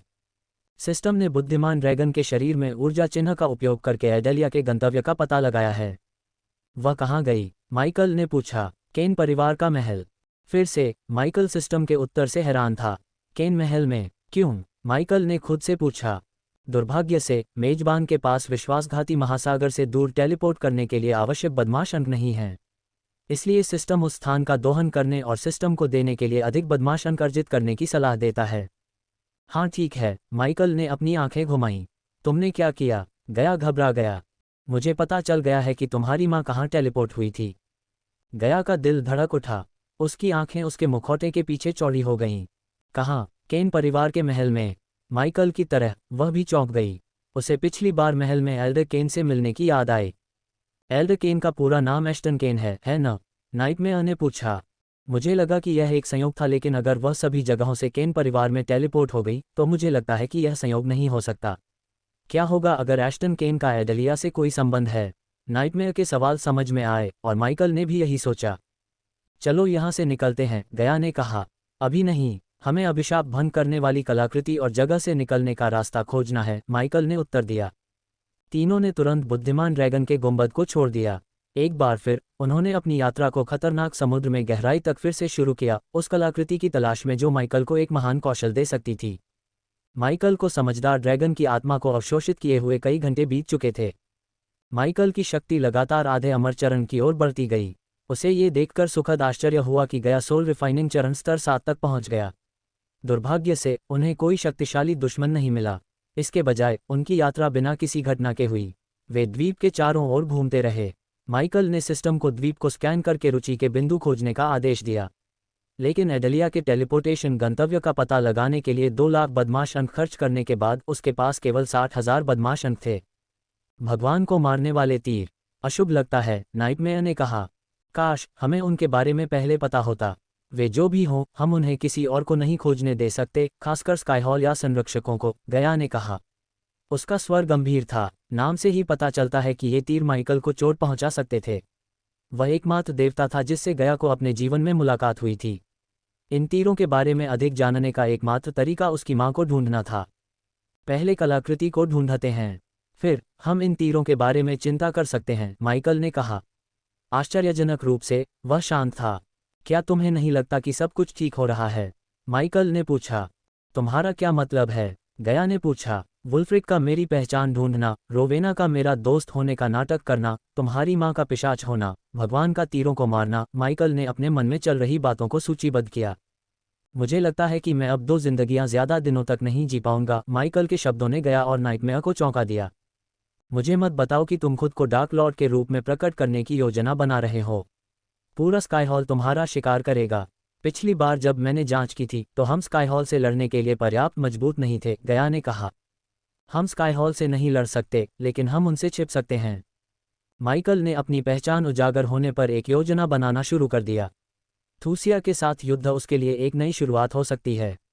विडंबना यह है कि उसका जीवन थूसिया के साथ समाप्त हुआ और थूसिया के साथ शुरू हुआ। कुछ महीनों में जब वह थूसिया पर कदम रखेगा तो इतिहास फिर से दोहराया जा सकता है। सिस्टम, क्या तुम इतने शक्तिशाली हो कि मुझे और मेरे अधीनस्थों को स्काईहॉल से छिपा सको? माइकल ने मन ही मन प्रार्थना की कि सिस्टम हाँ कहे। उसकी इच्छा पूरी हुई जब सिस्टम ने उसे उत्तर दिया। हाँ, सिस्टम को आपकी और आपके अधीनस्थों की मौजूदगी को किसी भी निगरानी मंत्र और सरणियों से छिपाने के लिए 5 मिलियन बदमाश बिंदुओं की आवश्यकता होगी। माइकल खुश था कि उसके पास स्काईहॉल से छिपने का एक तरीका है। एक बार जब हम मां को ढूंढ लेंगे तो उसे पता चल जाएगा कि आगे क्या करना है, गया ने अपनी मां पर पूर्ण विश्वास के साथ कहा। हम करेंगे, नाइटमेयर ने अपना सिर गया के सिर से टकराया। वह गया के कंधे पर आराम कर रहा था, विश्वासघाती महासागर के चारों ओर देख रहा था। वह ये जानने के लिए उत्सुक था कि ड्रैगन कबीला दुनिया के चेहरे से क्यों गायब हो गया था। इसके अलावा उनके गायब होने का क्या कारण था? उनमें से प्रत्येक अपने बारे में गहराई से सोच रहा था। जब वे लगभग 1 घंटे तक शांति से यात्रा कर रहे थे तो उन्होंने खुद को एक घाटी में पाया। एक पल के लिए माइकल को लगा कि यह एक भ्रम है, लेकिन ऐसा नहीं था। वे वास्तव में अपने चारों ओर कई झरनों के साथ एक हरी भरी घाटी को देख रहे थे। भौहें सिकोड़कर वे घाटी में दाखिल हुए। उन्हें किसी भी क्षण परेशानी का सामना करना पड़ सकता था। बाहर से घाटी हरी भरी और खूबसूरत दिख रही थी। उदास रात में भी माइकल को चारों ओर बिखरी हुई हरियाली दिख रही थी, जैसे पन्ना की धूल। एक खतरनाक समुद्र में ऐसी जगह देखना आश्चर्यजनक था। पिछली बार जब वह लैला के साथ गया था तो उसे ऐसी कोई जगह नहीं मिली थी। एक ही जगह पर इतने सारे बायोम कैसे हो सकते हैं? माइकल ने खुद से पूछा। देखो, नाइटमेयर ने एक पत्थर के पीछे कुछ देखा। उसने जल्दी से माइकल और गया को पत्थर की ओर इशारा किया। वे धीरे धीरे पत्थर की ओर बढ़े। पत्थर लगभग 8 फीट लंबा और 6 फीट चौड़ा था। गोल पत्थर के पीछे कुछ छिपा हुआ था। जब वे पत्थर के पास पहुंचे तो माइकल धीरे धीरे पत्थर के चारों ओर घूमने लगा। जैसे जैसे वे पत्थर के करीब पहुंचे, हवा में सड़े हुए मांस की गंध आने लगी। इसने गया को अपनी नाक थोड़ी हिलाने पर मजबूर कर दिया। जमीन पर एक आंशिक रूप से सड़ी हुई लाश पड़ी थी। शव के चारों ओर मक्खियां भिनभिना रही थीं। सड़ने की दर को देखते हुए शव 1 महीने पुराना लग रहा था। माइकल और गया शव के पास बैठकर उसका निरीक्षण करने लगे। हालांकि वस्त्र सड़ चुके थे, लेकिन वे छाती पर एक चांदी की तलवार देख सकते थे। यह अरागोत की चोटी है, गया ने कहा। शिष्य या कोई बुजुर्ग? दुष्वप्न ने पूछा। दुष्वप्न ने सिर से पैर तक शरीर को देखा। अचानक उसकी आंखें सिकुड़ गईं। वह शरीर पर कूद गया और अपना कान शरीर की छाती पर रख दिया। मुझे इस शरीर में किसी भी प्रकार की आग ऊर्जा का आभास नहीं होता। दुष्वप्न ने माइकल और गया को अपने चेहरे पर एक विस्मयकारी भाव के साथ देखा। इस दुनिया में हर चीज में आग ऊर्जा विकिरण का एक निशान था, सिवाय जंक मेटल के जिसका उपयोग माइकल ने अपने ड्रोन और स्पाइडर बनाने के लिए किया था। यहाँ तक कि एक मृत शरीर भी आग ऊर्जा का एक टुकड़ा विकीर्ण कर सकता है। हालांकि दुष्वप्न ने शरीर से किसी भी ऊर्जा विकिरण को महसूस नहीं किया। माइकल, गया ने अपनी भौहें सिकुड़ी। उसने मृत शरीर की छाती को दबाया। माइकल ने त्वचा पर एक हाथ का निशान देखने के लिए करीब से देखा। ऐसा लग रहा था जैसे कि एक ज्वलंत हाथ ने उस आदमी की छाती को छुआ था जब वह जीवित था। उसने कहीं निशान देखा था, लेकिन बस उसे ठीक से याद नहीं आ रहा था कि उसने इसे कहाँ देखा था। ऐसा निशान क्या छोड़ सकता है? Blood Prince. गया ने अपना सिर झुकाया। नहीं। माइकल ने अपना सिर हिलाया। ब्लड प्रिंस के जंग ने शरीर को अंदर तक जंग लगा दिया होगा।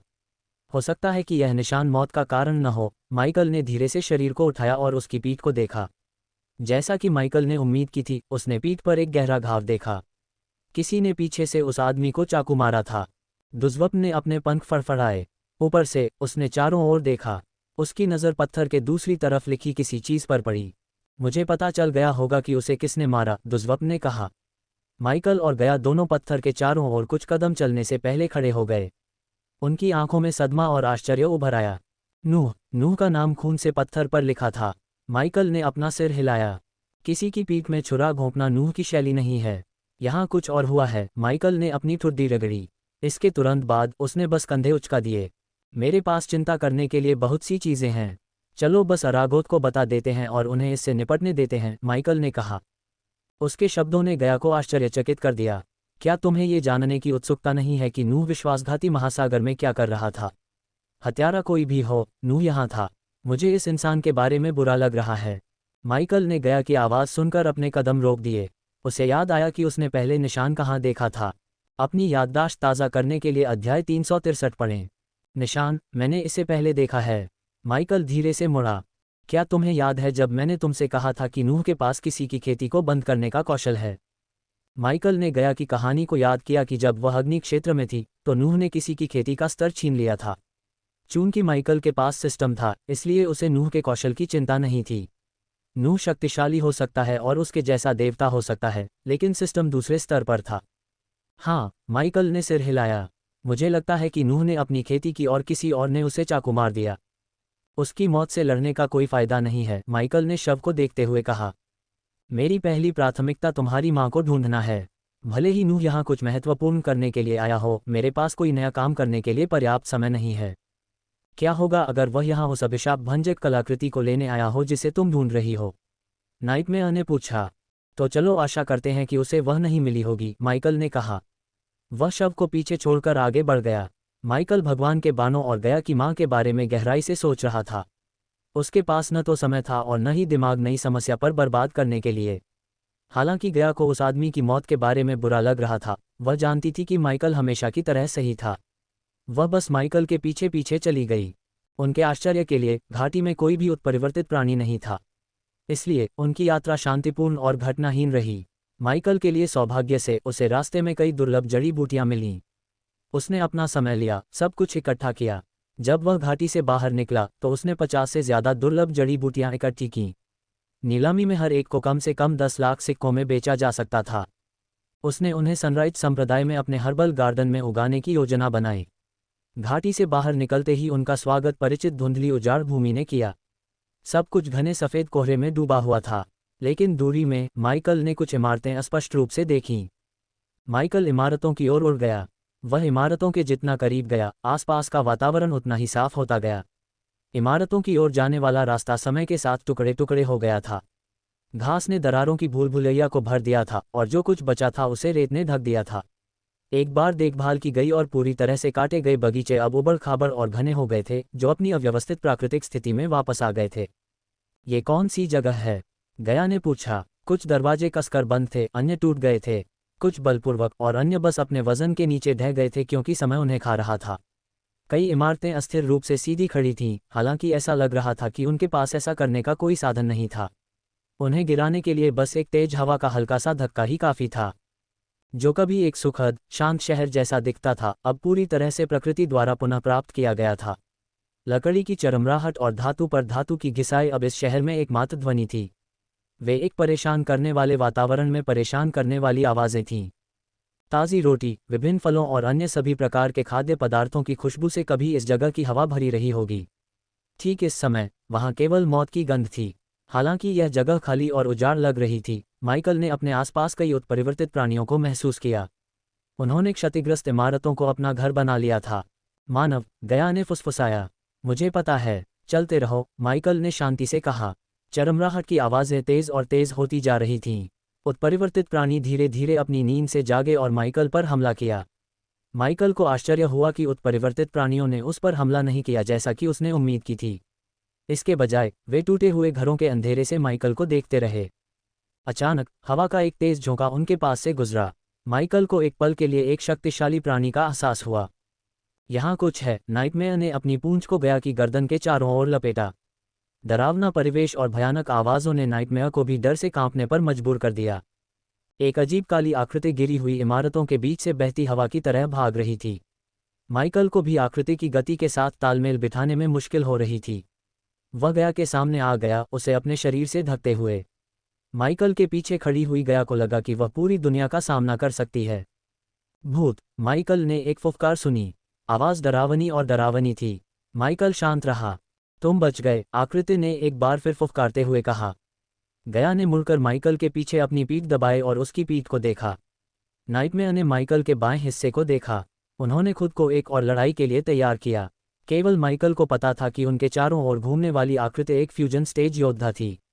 उसकी इंद्रियों ने माइकल को बताया कि यह आकृति बुद्धिमान ड्रैगन से भी अधिक शक्तिशाली थी।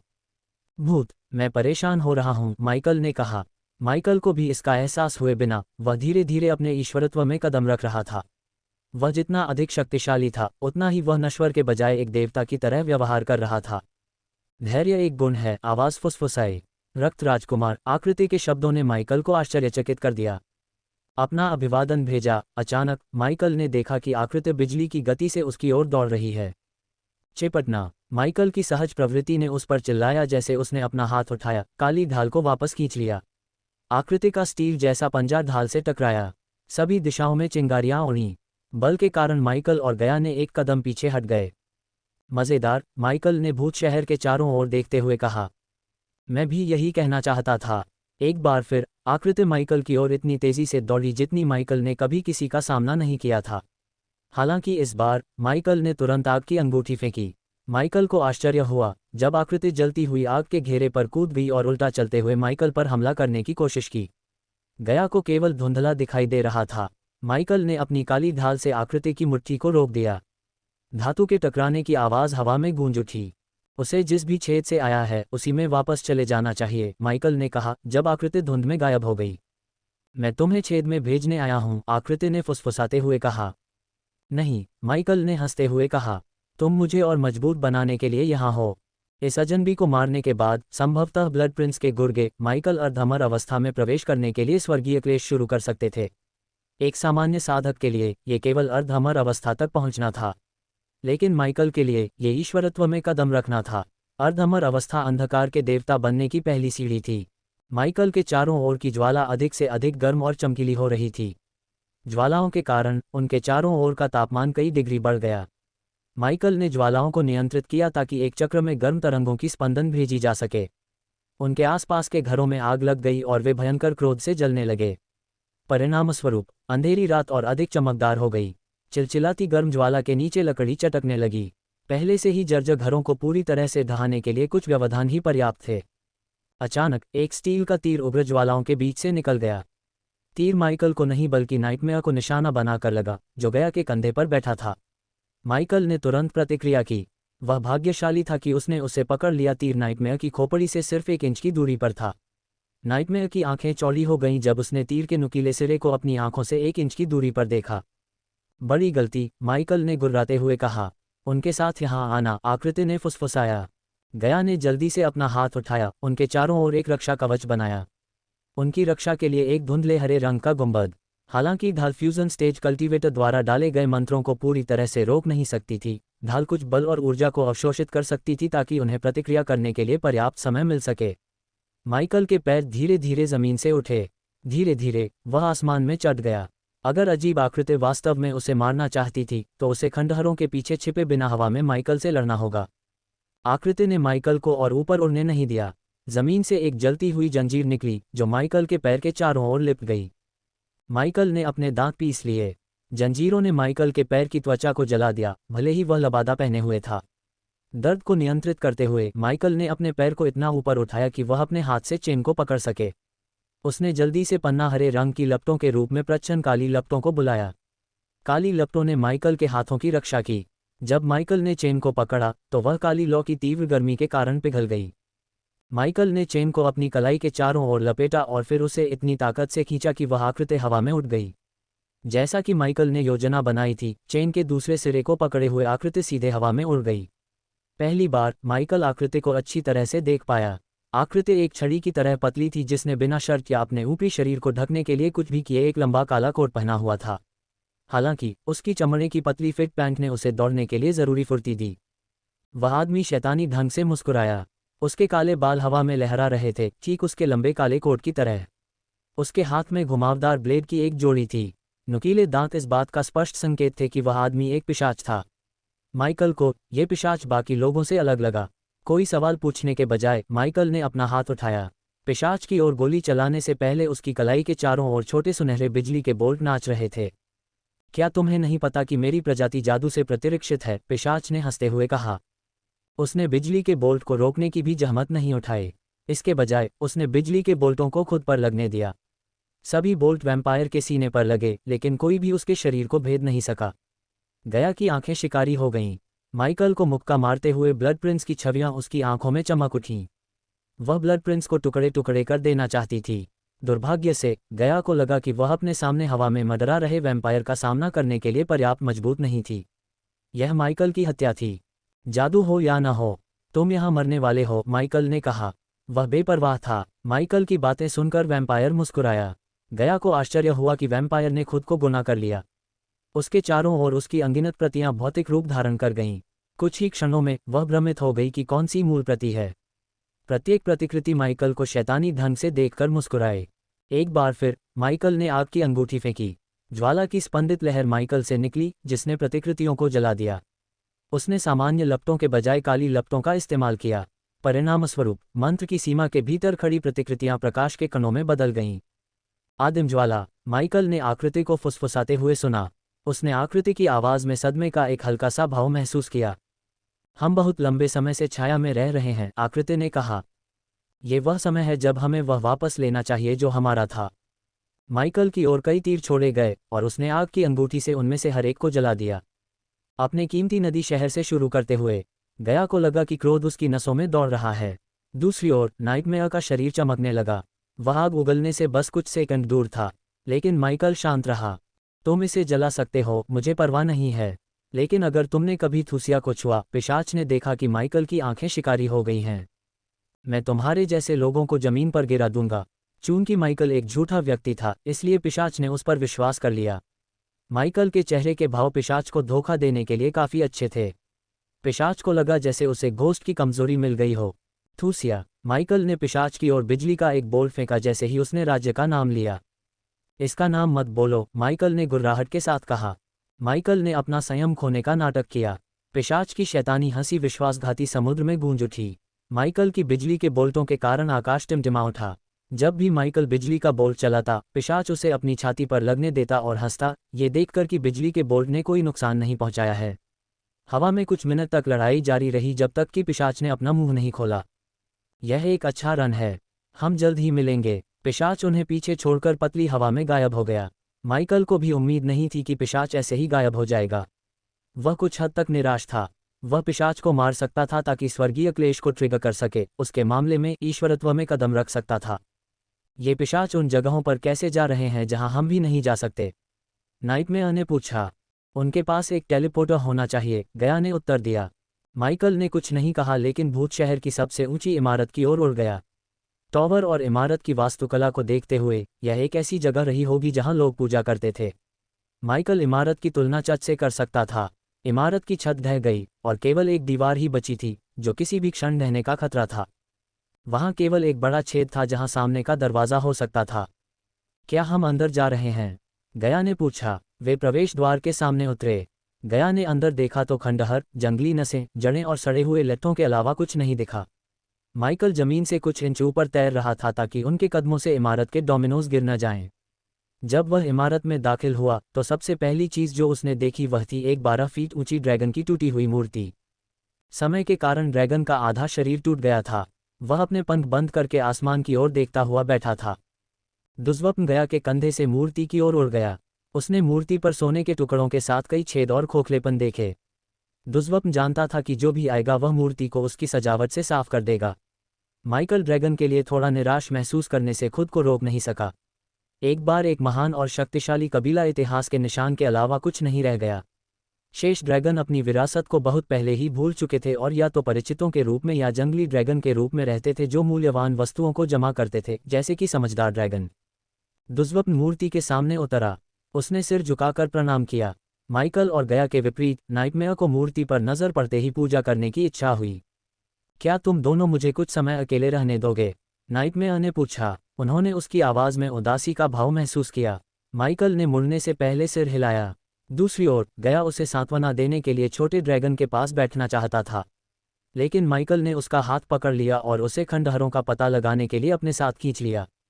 नाइटमेयर को चुपचाप रहने और ड्रैगन कबीले के गायब होने पर विचार करने के लिए छोड़कर माइकल धीरे धीरे खंडहर के चारों ओर चला गया, जैसे कि वह कुछ खोज रहा हो। गया ने महल के चारों ओर संक्षेप में देखा, लेकिन उसे खंडहर के अलावा कुछ नहीं दिखाई दिया। अंत में गया अपनी जुबान नहीं रोक सका। हम यहाँ क्या कर रहे हैं? गया ने पूछा। इस मंदिर के नीचे कुछ है, माइकल ने शांति से कहा। उसके शब्दों ने गया को आश्चर्यचकित कर दिया। तो तुम एक गुप्त प्रवेश द्वार की तलाश कर रहे हो? गया ने पूछा। माइकल ने सिर हिलाया। चारों ओर देखो, ये जगह खंडहर में है। भूमिगत प्रवेश द्वार शायद ढह गया हो। हम जानते हैं, गया सही था। भूमिगत कक्ष को खोलने वाला लीवर बहुत पहले ही टूट चुका था। नतीजतन माइकल को प्रवेश द्वार खोलने के लिए एक वैकल्पिक रास्ता तलाशना पड़ा, जिसे उसे पता लगाना था। वह सिस्टम की ओर मुड़ सकता था, फिर भी उसने तब तक ऐसा नहीं करने का फैसला किया जब तक कि उसे कोई और रास्ता नहीं मिल गया। वह बदमाश अंक बचा रहा था अगर उसे आधे अमर चरण में प्रवेश करने के लिए उनकी आवश्यकता होती। उसके विचार के बावजूद गया ने फिर भी इधर उधर देखकर, चीजों को घुमाकर और प्रवेश द्वार की तलाश करके उसकी मदद की। मूर्ति के बारे में क्या? मूर्ति के भीतर स्विच या प्रवेश द्वार को छिपाना एक क्लासिक कार्य है, गया ने कहा। यह बहुत स्पष्ट है, इसलिए प्रवेश द्वार वहां नहीं होगा, माइकल ने कहा। उसने पहले ही मूर्ति को स्कैन कर लिया था, लेकिन कोई छिपी हुई व्यवस्था नहीं मिली। वे मंदिर के चारों ओर घूमते रहे जब तक गया ने दीवार पर लटके एक टूटे हुए चित्र को नहीं देखा जो स्थिर था। वह सावधानी से चित्र के पास गई। उसने धीरे धीरे चित्र को दीवार से हटा दिया। जैसा उसने सोचा था वैसा कुछ नहीं हुआ था। उसने चित्र को पलटा। जब उसने चित्र को हटाया तो माइकल ने अपनी तापीय दृष्टि से चित्र के अंदर एक हल्की गर्मी देखी। वह चित्र के बाहर की ओर तैरा। चित्र का पिछला भाग खुरदरा था। कोने पर माइकल ने एक आधा इंच का खोखला हिस्सा देखा जो अंगूठे के आकार का था। दुष्वप्न, यहाँ आओ दोस्त, माइकल ने दुष्वप्न को पुकारा। दुष्वप्न को अपनी आंखें खोलने और माइकल की ओर उड़ने में कुछ क्षण लगे। क्या तुम ठीक हो? गया ने पूछा। बस सब कुछ बुरा लग रहा है, दुष्वप्न ने चारों ओर देखा। माइकल ने नाइटमेयर की बांह पकड़ी और उसे खोखले स्थान पर रख दिया। माइकल ने जब उसे देखा तो उसे पता चल गया कि फिंगरप्रिंट रीडर है। जैसा कि माइकल ने उम्मीद की थी, जब नाइटमेयर की त्वचा ने चित्र को छुआ तो चित्र कांप उठा। गया को लगा कि चित्र गर्म होता जा रहा है और उसे अपना हाथ हटाना पड़ा। अचानक चित्र से ड्रैगन की मूर्ति की ओर एक रोशनी निकली। फिर प्रकाश प्रतिमा पर परावर्तित होकर 60 डिग्री घूम गया। माइकल ने चित्र को थोड़ा हिलाया, लेकिन चाहे वह चित्र को कहीं भी ले जाए, प्रकाश ने बिल्कुल वही स्थान देखा। दुष्वप्न, इसे थामे रहो, माइकल ने कहा। वह जल्दी से जांच करने के लिए स्पॉटलाइट की ओर भागा। माइकल ने अपना हाथ जमीन पर स्पॉटलाइट की ओर उठाया, जिससे धूल और कंकड़ साफ करने के लिए हवा का झोंका आया। सफाई करने के बाद उसने एक छोटा सा चाबी का छेद देखा। माइकल ने एक बार फिर खंडहर के चारों ओर देखा। अगर चाबी यहाँ होती तो उसे खोजने में बहुत समय लग जाता। अंत में माइकल ने सिस्टम से इस दरवाजे को खोलने के लिए कहा। चूंकि माइकल ने दरवाज़ा ढूंढ लिया था और उसे सिर्फ चाबी की ज़रूरत थी, इसलिए सिस्टम उससे सिर्फ 10,000 बेडेस पॉइंट ही चार्ज कर पाया। कुछ मिनट बाद माइकल की उंगली से एक चमकीला लेज़र चाबी के छेद में चला गया। माइकल के नीचे कुछ हिलता हुआ सुनाई देने पर फर्श चटक गया। धीरे धीरे जमीन से एक हैंडल निकला। माइकल ने उसे खींचकर भूमिगत मार्ग का दरवाज़ा खोला। चलो चलते हैं, गया ने कहा। नाइटमेयर गया के पीछे पीछे गया। उन्होंने देखा कि माइकल पहले छेद में कूद गया। गया ने पहले उसका पीछा किया और नाइटमेयर ने सबसे आखिर में छेद में प्रवेश किया। उस समय माइकल बिना रोशनी वाले एक अंधेरे छेद में गिर गया। गया ने माइकल तक पहुंचने के लिए अपनी गति बढ़ा दी। उसने जल्दी से उस जगह को रोशन करने के लिए रोशनी की एक गेंद बनाई।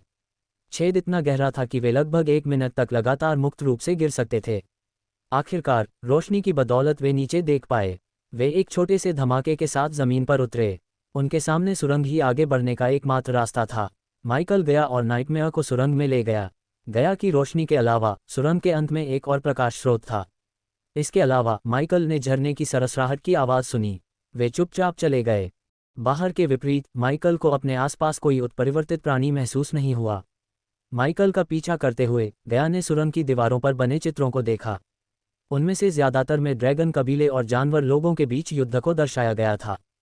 ये जगह ज़रूर प्राचीन होगी, गया ने कहा, और अछूता दुष्वप्न ने सोने की जंजीरों, कलाकृतियों और प्यालों से भरे मिट्टी के बर्तन की ओर इशारा किया।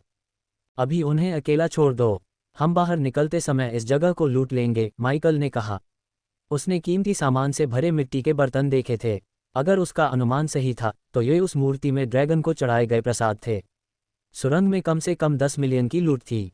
वह उन्हें और अधिक कीमत पर बेच सकता था क्योंकि वे प्राचीन थे और इस दुनिया में संग्रहकर्ता विश्वासघाती महासागर में पाई गई किसी भी चीज़ के लिए कोई भी कीमत चुका सकते हैं। लेकिन माइकल खुश नहीं हो सका क्योंकि उसका सारा ध्यान उस ऊर्जा स्रोत पर था जिसे वह इस भूत शहर में प्रवेश करने के बाद से महसूस कर रहा था। स्रोत करीब आ रहा था। वह इसकी स्पंदित ऊर्जा को महसूस कर सकता था। क्या ये पहली ऊर्जा है? माइकल ने खुद से सवाल किया। पिछली बार जब उसने पहली ऊर्जा देखी थी तो वह आत्मा चलने वाली लैलाह बन गया था और एक आत्मा बच्चा पैदा किया था। माइकल की सोच की ट्रेन अचानक गया द्वारा रोक दी गई थी। मानवीय नज़र, माइकल ने देखा कि गया दीवार पर किसी चीज़ को घूर रहा था। उसकी आंखें चौड़ी हो गईं और नाइटमेयर ने भी वही हैरान नज़र साझा की। क्योंकि माइकल का ध्यान उस पर था ऊर्जा स्रोत, वह उन चित्रों को देखने में विफल रहा जिसने गया का ध्यान आकर्षित किया। एक बार जब माइकल गया के पास पहुंचा तो उसने दीवार के एक हिस्से को काले रंग से रंगा हुआ देखा जो भूरे रंग की सुरंग की दीवार के बाकी हिस्सों के विपरीत था। दीवार पर उत्कीर्णन उसे छाया क्षेत्र में उत्कीर्णन की याद दिलाते थे। उसने अपनी भौहें सिकोड़ ली क्योंकि उसने दीवार पर एक कोबरा के सिर के ऊपर एक ड्रैगन और एक इंसान को चलते हुए देखा। कोबरा निश्चित रूप से गया का प्रतीक था क्योंकि वह एक नाग थी। अपने असली रूप में वह एक भयानक विशाल कोबरा की तरह दिखेगी। कोबरा के ऊपर ड्रैगन नाइटमेयर था क्योंकि वह चलते समय गया के कंधे पर बैठा था, जिसका मतलब था कि वह इंसान माइकल था। लेकिन ये वो चीज़ें नहीं थीं जिन्होंने माइकल को आश्चर्यचकित किया गया और नाइटमेयर को चौंका दिया। इसके बजाय ये वो था जो उत्कीर्णन के नीचे लिखा था, मेरी डार्क क्वीन के लिए एक उपहार। माइकल ने शब्दों को पढ़ा। उसने उत्कीर्णन को छुआ। जैसे ही उसका हाथ दीवार से टकराया उसे लगा कि उसकी रीढ़ की हड्डी में बिजली दौड़ गई है। तुरंत ही उसकी दृष्टि धुंधली हो गई। मैंने तुम्हें जहां तक संभव था मार्गदर्शन किया है, माइकल ने अपने सिर में अपनी ही आवाज़ सुनी। तुम्हारे सामने का रास्ता कठिन है। जो मैंने तुम्हारे लिए छोड़ा है उसे ले लो और गया को उसका उपयोग करने दो। अपने सहयोगियों को मजबूत करना मत भूलना। युद्ध सेना द्वारा जीता जाता है, किसी एक व्यक्ति द्वारा नहीं। और हाँ, मैं तुम हूँ। माइकल ने महसूस किया कि यह संदेश भविष्य के डार्क लॉर्ड द्वारा छोड़ा गया था जो अतीत बन गया था। सिस्टम की मदद से मेरा कवच ढूंढो, यह आगे के रास्ते में तुम्हारी बहुत मदद करेगा। शुभकामनाएं माइकल। माइकल की दृष्टि धीरे धीरे सामान्य हो गई। गया उसके कंधे पर हाथ रखे उसके बगल में खड़ी थी। तुम चकित हो गए, मैंने तुम्हारे लिए कुछ छोड़ा था, माइकल ने कहा। हाँ, गया ने एक हैरान नज़र से अपना सिर झुकाया। मेरा अतीत, जब मैंने इसे छुआ तो मैंने उसे सुना। उसने कहा कि उसने तुम्हारे लिए कुछ छोड़ा है। माइकल ने गहरी सांस ली। वह बिना कुछ बोले सुरंग में आगे बढ़ गया। नाइटमेयर और गया उसके पीछे पीछे चले गए। 1 मिनट चलने के बाद उन्होंने आखिरकार सुरंग को एक विशाल क्षेत्र में खुलते देखा। आश्चर्यजनक रूप से वे अपने ऊपर अंधेरा आकाश देख सकते थे। कोई हरे भरे घास के मैदान को देख सकता था जिसके चारों ओर कुछ पेड़ बिखरे हुए थे। पानी का एक झागदार झरना एक डूबती पूल में गिरता था जिससे एक हिंसक झरना बन जाता था। आकाश के नीचे पतंगों से ढकी एक और ड्रैगन मूर्ति थी। उनके मुंह में उन्होंने ऊर्जा की एक चमकीली गेंद देखी। ऊर्जा की गेंद से निकलने वाली रोशनी ने क्षेत्र को रोशन कर दिया। इसके अतिरिक्त इसने एक अलौकिक सीटी की आवाज़ पैदा की। स्पंदित ऊर्जा को दूर से महसूस किया जा सकता था। वह क्या है? गया का जबड़ा कुछ इंच नीचे गिर गया। उसे लगा कि ऊर्जा उसे बुला रही है। अपने नियंत्रण के बिना वह मूर्ति की ओर चलने लगी। शुद्ध पहली ऊर्जा। माइकल ने इस ऊर्जा को पहचाना।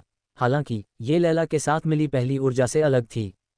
सिस्टम, क्या ये चीज़ कुछ ट्रिगर करने वाली है? माइकल ने पूछा। ऊर्जा को शुद्ध किया गया है और अधीनस्थ गया द्वारा अवशोषित किए जाने के लिए विशेष रूप से संशोधित किया गया है, सिस्टम ने कहा। माइकल ने सिस्टम की आवाज़ में आश्चर्य की झलक सुनी। लेकिन सिस्टम कई वर्षों तक निष्क्रिय रहने के कारण ऊर्जा में अस्थिरता का एक छोटा सा हिस्सा महसूस कर सकता है।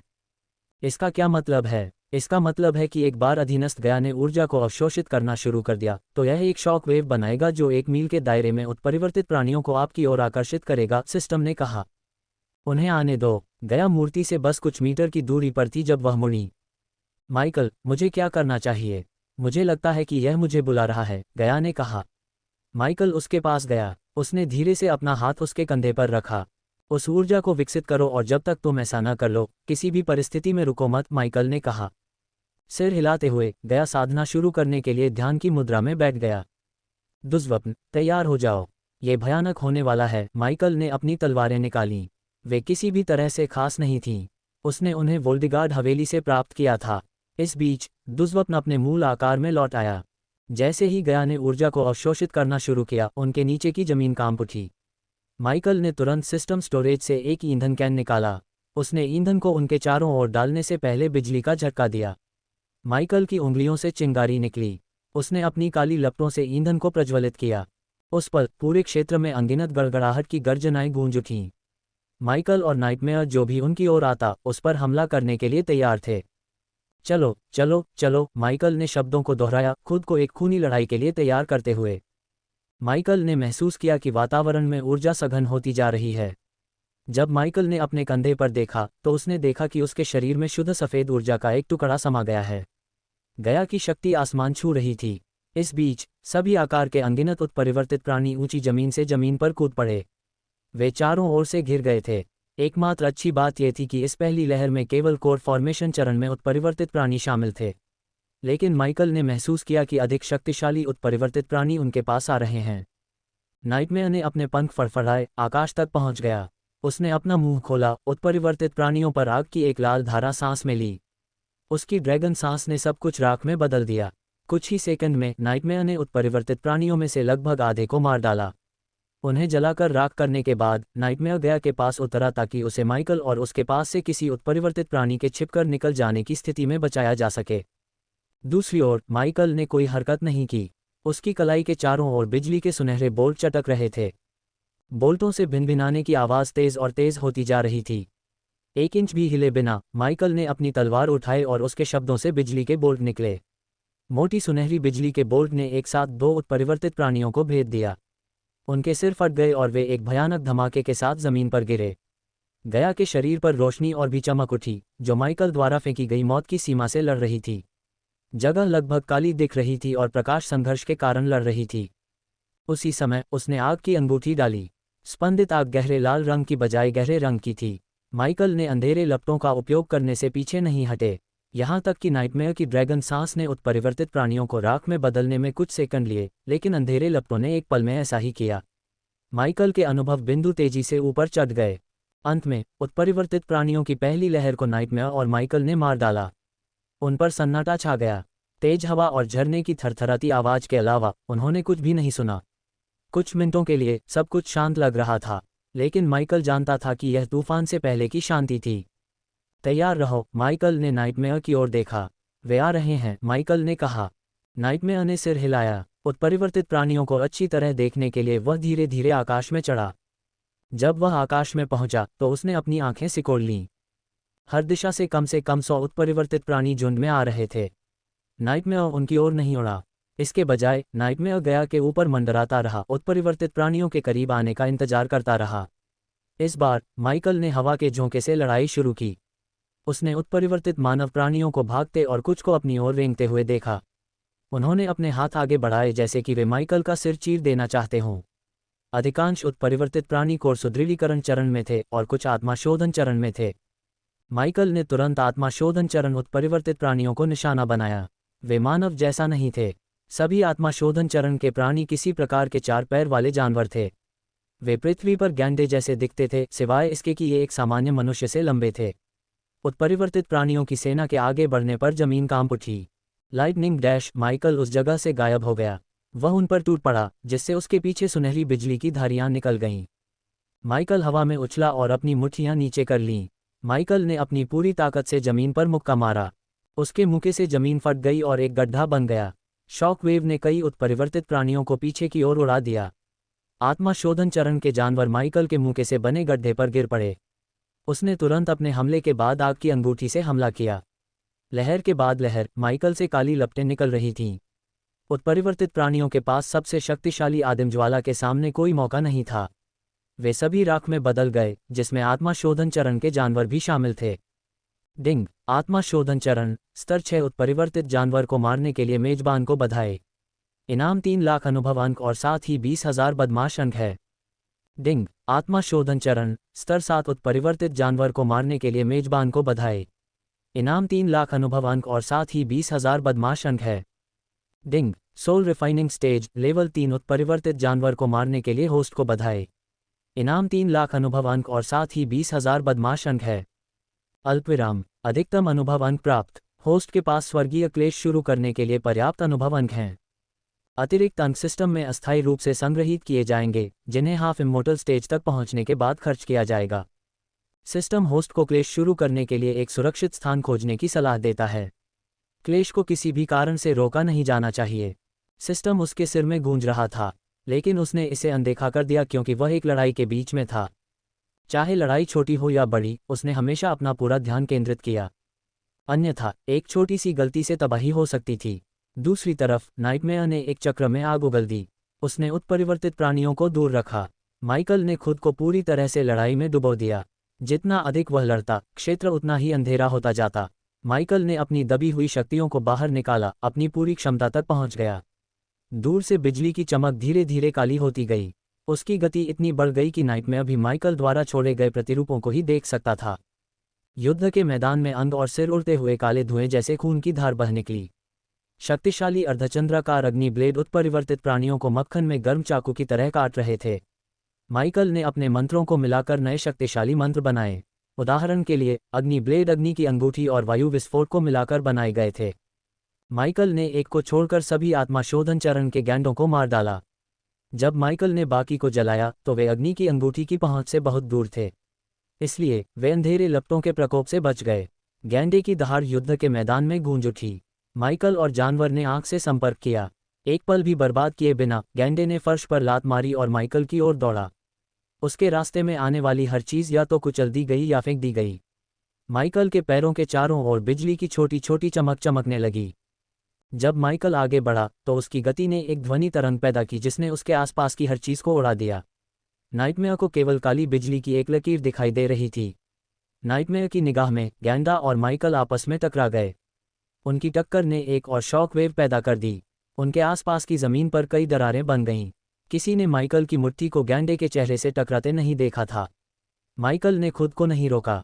उसके मुक्के ने गैंडे के विशालकाय शरीर को गिरा दिया। साइलेंस, माइकल ने पहली बार समय धीमा करने वाला मंत्र डाला। जैसे ही उसने मंत्र डाला, 0.5 मीटर के दायरे में सब कुछ रुक गया। उत्परिवर्तित प्राणी, जिसमें गैंडा भी शामिल था, धीमी गति से आगे बढ़ा। माइकल ने इस क्षणिक धीमेपन का उपयोग अपनी तलवार को गैंडे के पेट में घुसाने के लिए किया। उसकी तलवार आसानी से अंदर नहीं गई, लेकिन माइकल ने जल्दी से अपनी बाईं मुट्ठी को काली लौ से ढक लिया और गैंडे पर मुक्का मारा। गैंडे की खाल मजबूत थी लेकिन काली लपटों का सामना करने के लिए पर्याप्त मजबूत नहीं थी। उसकी मुट्ठी ने गैंडे के पेट में एक छेद बना दिया। जल्दी से माइकल ने अपनी तलवार को उसके अंदरूनी हिस्सों को काटते हुए घुसा दिया। इसके अलावा माइकल ने हॉल में बिजली की एक मोटी बोल्ट भेजी। अचानक आसपास का माहौल सामान्य हो गया। गैंडे ने दहाड़ लगाए। ये पीड़ा या दर्द की दहाड़ नहीं थी, क्योंकि उत्परिवर्तित प्राणियों को न तो कुछ महसूस हुआ। दहाड़ में उत्परिवर्तित प्राणी के अलावा किसी भी चीज के प्रति शुद्ध घृणा थी। माइकल ने बिना किसी चेतावनी के आग की अंगूठी बनाई गैंडे को जवाबी हमला करने का मौका देते हुए। चूंकि माइकल गैंडे के करीब खड़ा था, इसलिए काली लपटों ने ज्यादा समय नहीं लिया, जिससे गैंडा गर्म राख के ढेर में बदल गया। काली लपटों ने गैंडे को निगल लिया और कुछ भी नहीं उगला। यहां तक कि गैंडे की हड्डियां भी राख में बदल गईं। माइकल की हत्या से कोई भी दिमाग वाला प्राणी भयभीत हो जाता। दुर्भाग्य से उत्परिवर्तित प्राणियों में मस्तिष्क की कार्यक्षमता की कमी थी। वे माइकल पर ऐसे हमला करते रहे जैसे कुछ हुआ ही ना हो। माइकल से काली लपटें निकल रही थीं। हर बार जब ये स्पंदित होती तो काली लपटों की एक लहर निकलती जो उसके आसपास की हर चीज को राख में बदल देती। ये देखते हुए कि माइकल ने मृत्यु सीमा का उपयोग किया था, वह अर्धअमर अवस्था में चला गया। अर्धअमर के लिए कोर स्ट्रेंथनिंग या सोल रिफाइनिंग अवस्था में उत्परिवर्तित प्राणी चींटियों की तरह कमजोर थे। माइकल ने बिना पसीना बहाए उन सभी को मार डाला। लड़ाई सिर्फ 1 या 2 मिनट और चली। दूसरी लहर में माइकल ने नाइटमेयर से ज्यादा उत्परिवर्तित प्राणियों को मार डाला। माइकल ने भारी सांस ली। वह पूरी तरह से उत्परिवर्तित प्राणियों से निकले काले कीचड़ में ढका हुआ था। उसने धीरे धीरे अपनी कोहनी पर तलवार के ब्लेड साफ किए। एक बार जब मैदान में भयानक सन्नाटा छा गया तो माइकल एक ही छलांग में गया के ठीक बगल में उतरा। इसमें कितना समय लगेगा? नाइटमेयर ने पूछा। क्यों, तुम्हें कहीं जाना है? माइकल ने अपनी भौं उठाई। हाफ इमोर्टल स्टेज तक पहुंचने के लिए पर्याप्त अंक जमा करने के बाद वह अच्छे मूड में था। इसके अलावा लड़ाई भी खत्म नहीं हुई थी, इसलिए वह अनुभव अंक सीमा के आधार पर हाफ इमोर्टल स्टेज के स्तर 2 या 3 तक पहुंच सकता था। माइकल ने देखा कि गया सोल रिफाइनिंग स्टेज 8 पर पहुंच गई है और उसकी शक्ति बढ़ती जा रही है। उसे आश्चर्य हुआ कि भूतपूर्व डार्क लॉर्ड, जो स्वयं था, फर्स्ट एनर्जी को कैसे रिफाइन कर पाया। माइकल के पास केवल यही अनुमान था कि सिस्टम क्या है। दोनों ने धैर्यपूर्वक गया के पास प्रतीक्षा की, अपनी शक्ति पुनः प्राप्त की। माइकल ने कई पुनर्जीवित करने वाली औषधियां अपने गले से उतारी और कुछ नाइटमेयर के मुंह में डाल दीं। शक्तिशाली ऊर्जा विकिरण को महसूस करते हुए माइकल एनर्जी डिवाइडर का उपयोग करने के लिए ललचा गया। हालांकि उसने खुद कहा कि उसने ये काम गया पर छोड़ दिया है, इसलिए माइकल ने खुद को रोक लिया। गया को उनके आगे के दुश्मनों का सामना करने के लिए उतना ही मजबूत होना चाहिए। अचानक नाइटमेयर और माइकल ने एक गड़गड़ाहट की दहाड़ सुनी। माइकल ने अपनी आंखें बंद की ताकि यह महसूस कर सके कि कितने उत्परिवर्तित प्राणी उनके रास्ते में थे। माइकल को आश्चर्य हुआ, उसने केवल एक को महसूस किया। उत्परिवर्तित प्राणी की गति को देखते हुए यह एक सामान्य मानव की गति से चल रहा था। माइकल धीरे धीरे मुड़ा। वह उत्परिवर्तित प्राणी को देखकर आश्चर्यचकित था। यह न तो कोई जानवर था और न ही कोई सामान्य मानव जैसा उत्परिवर्तित प्राणी। इसके बजाय माइकल से कई मीटर आगे एक 8 फीट लंबा ऑक खड़ा था जिसके पास 6 फीट लंबा डंडा था। उसकी त्वचा हल्के हरे रंग की थी, जिसकी आंखें खोखली थीं। ऑक मांसल था। ऐसा लग रहा था कि वह अपनी क्रूर ताकत से एक पेड़ को 2 टुकड़ों में तोड़ सकता है। उसके शरीर पर कई तरह के हथियार थे, जैसे उसकी गर्दन के चारों ओर उंगलियों की एक चेन। पीछे रहो, माइकल ने कहा। ऑक फ्यूजन स्टेज लेवल 7 पर था। नाइटमेयर उसका मुकाबला नहीं कर सकता था। ऑक से निकलने वाली शक्ति को महसूस करते हुए नाइटमेयर ने बहस नहीं की। इसके बजाय वह पीछे हट गया को ढालने के लिए अपने पंख खोल दिए। दूसरों की तरह बिना सोचे समझे माइकल पर हमला करने के बजाय ऑक ऊंची जगह पर खड़ा था, माइकल को घूर रहा था। माइकल को लगा जैसे ऑक उसका अध्ययन कर रहा है। वह क्या कर रहा है? नाइटमेयर ने बड़बड़ाया। माइकल शांत रहा। उसने ऑक को आगे बढ़ने के लिए ताना मारने से पहले अपनी गर्दन को हिलाया। चलो,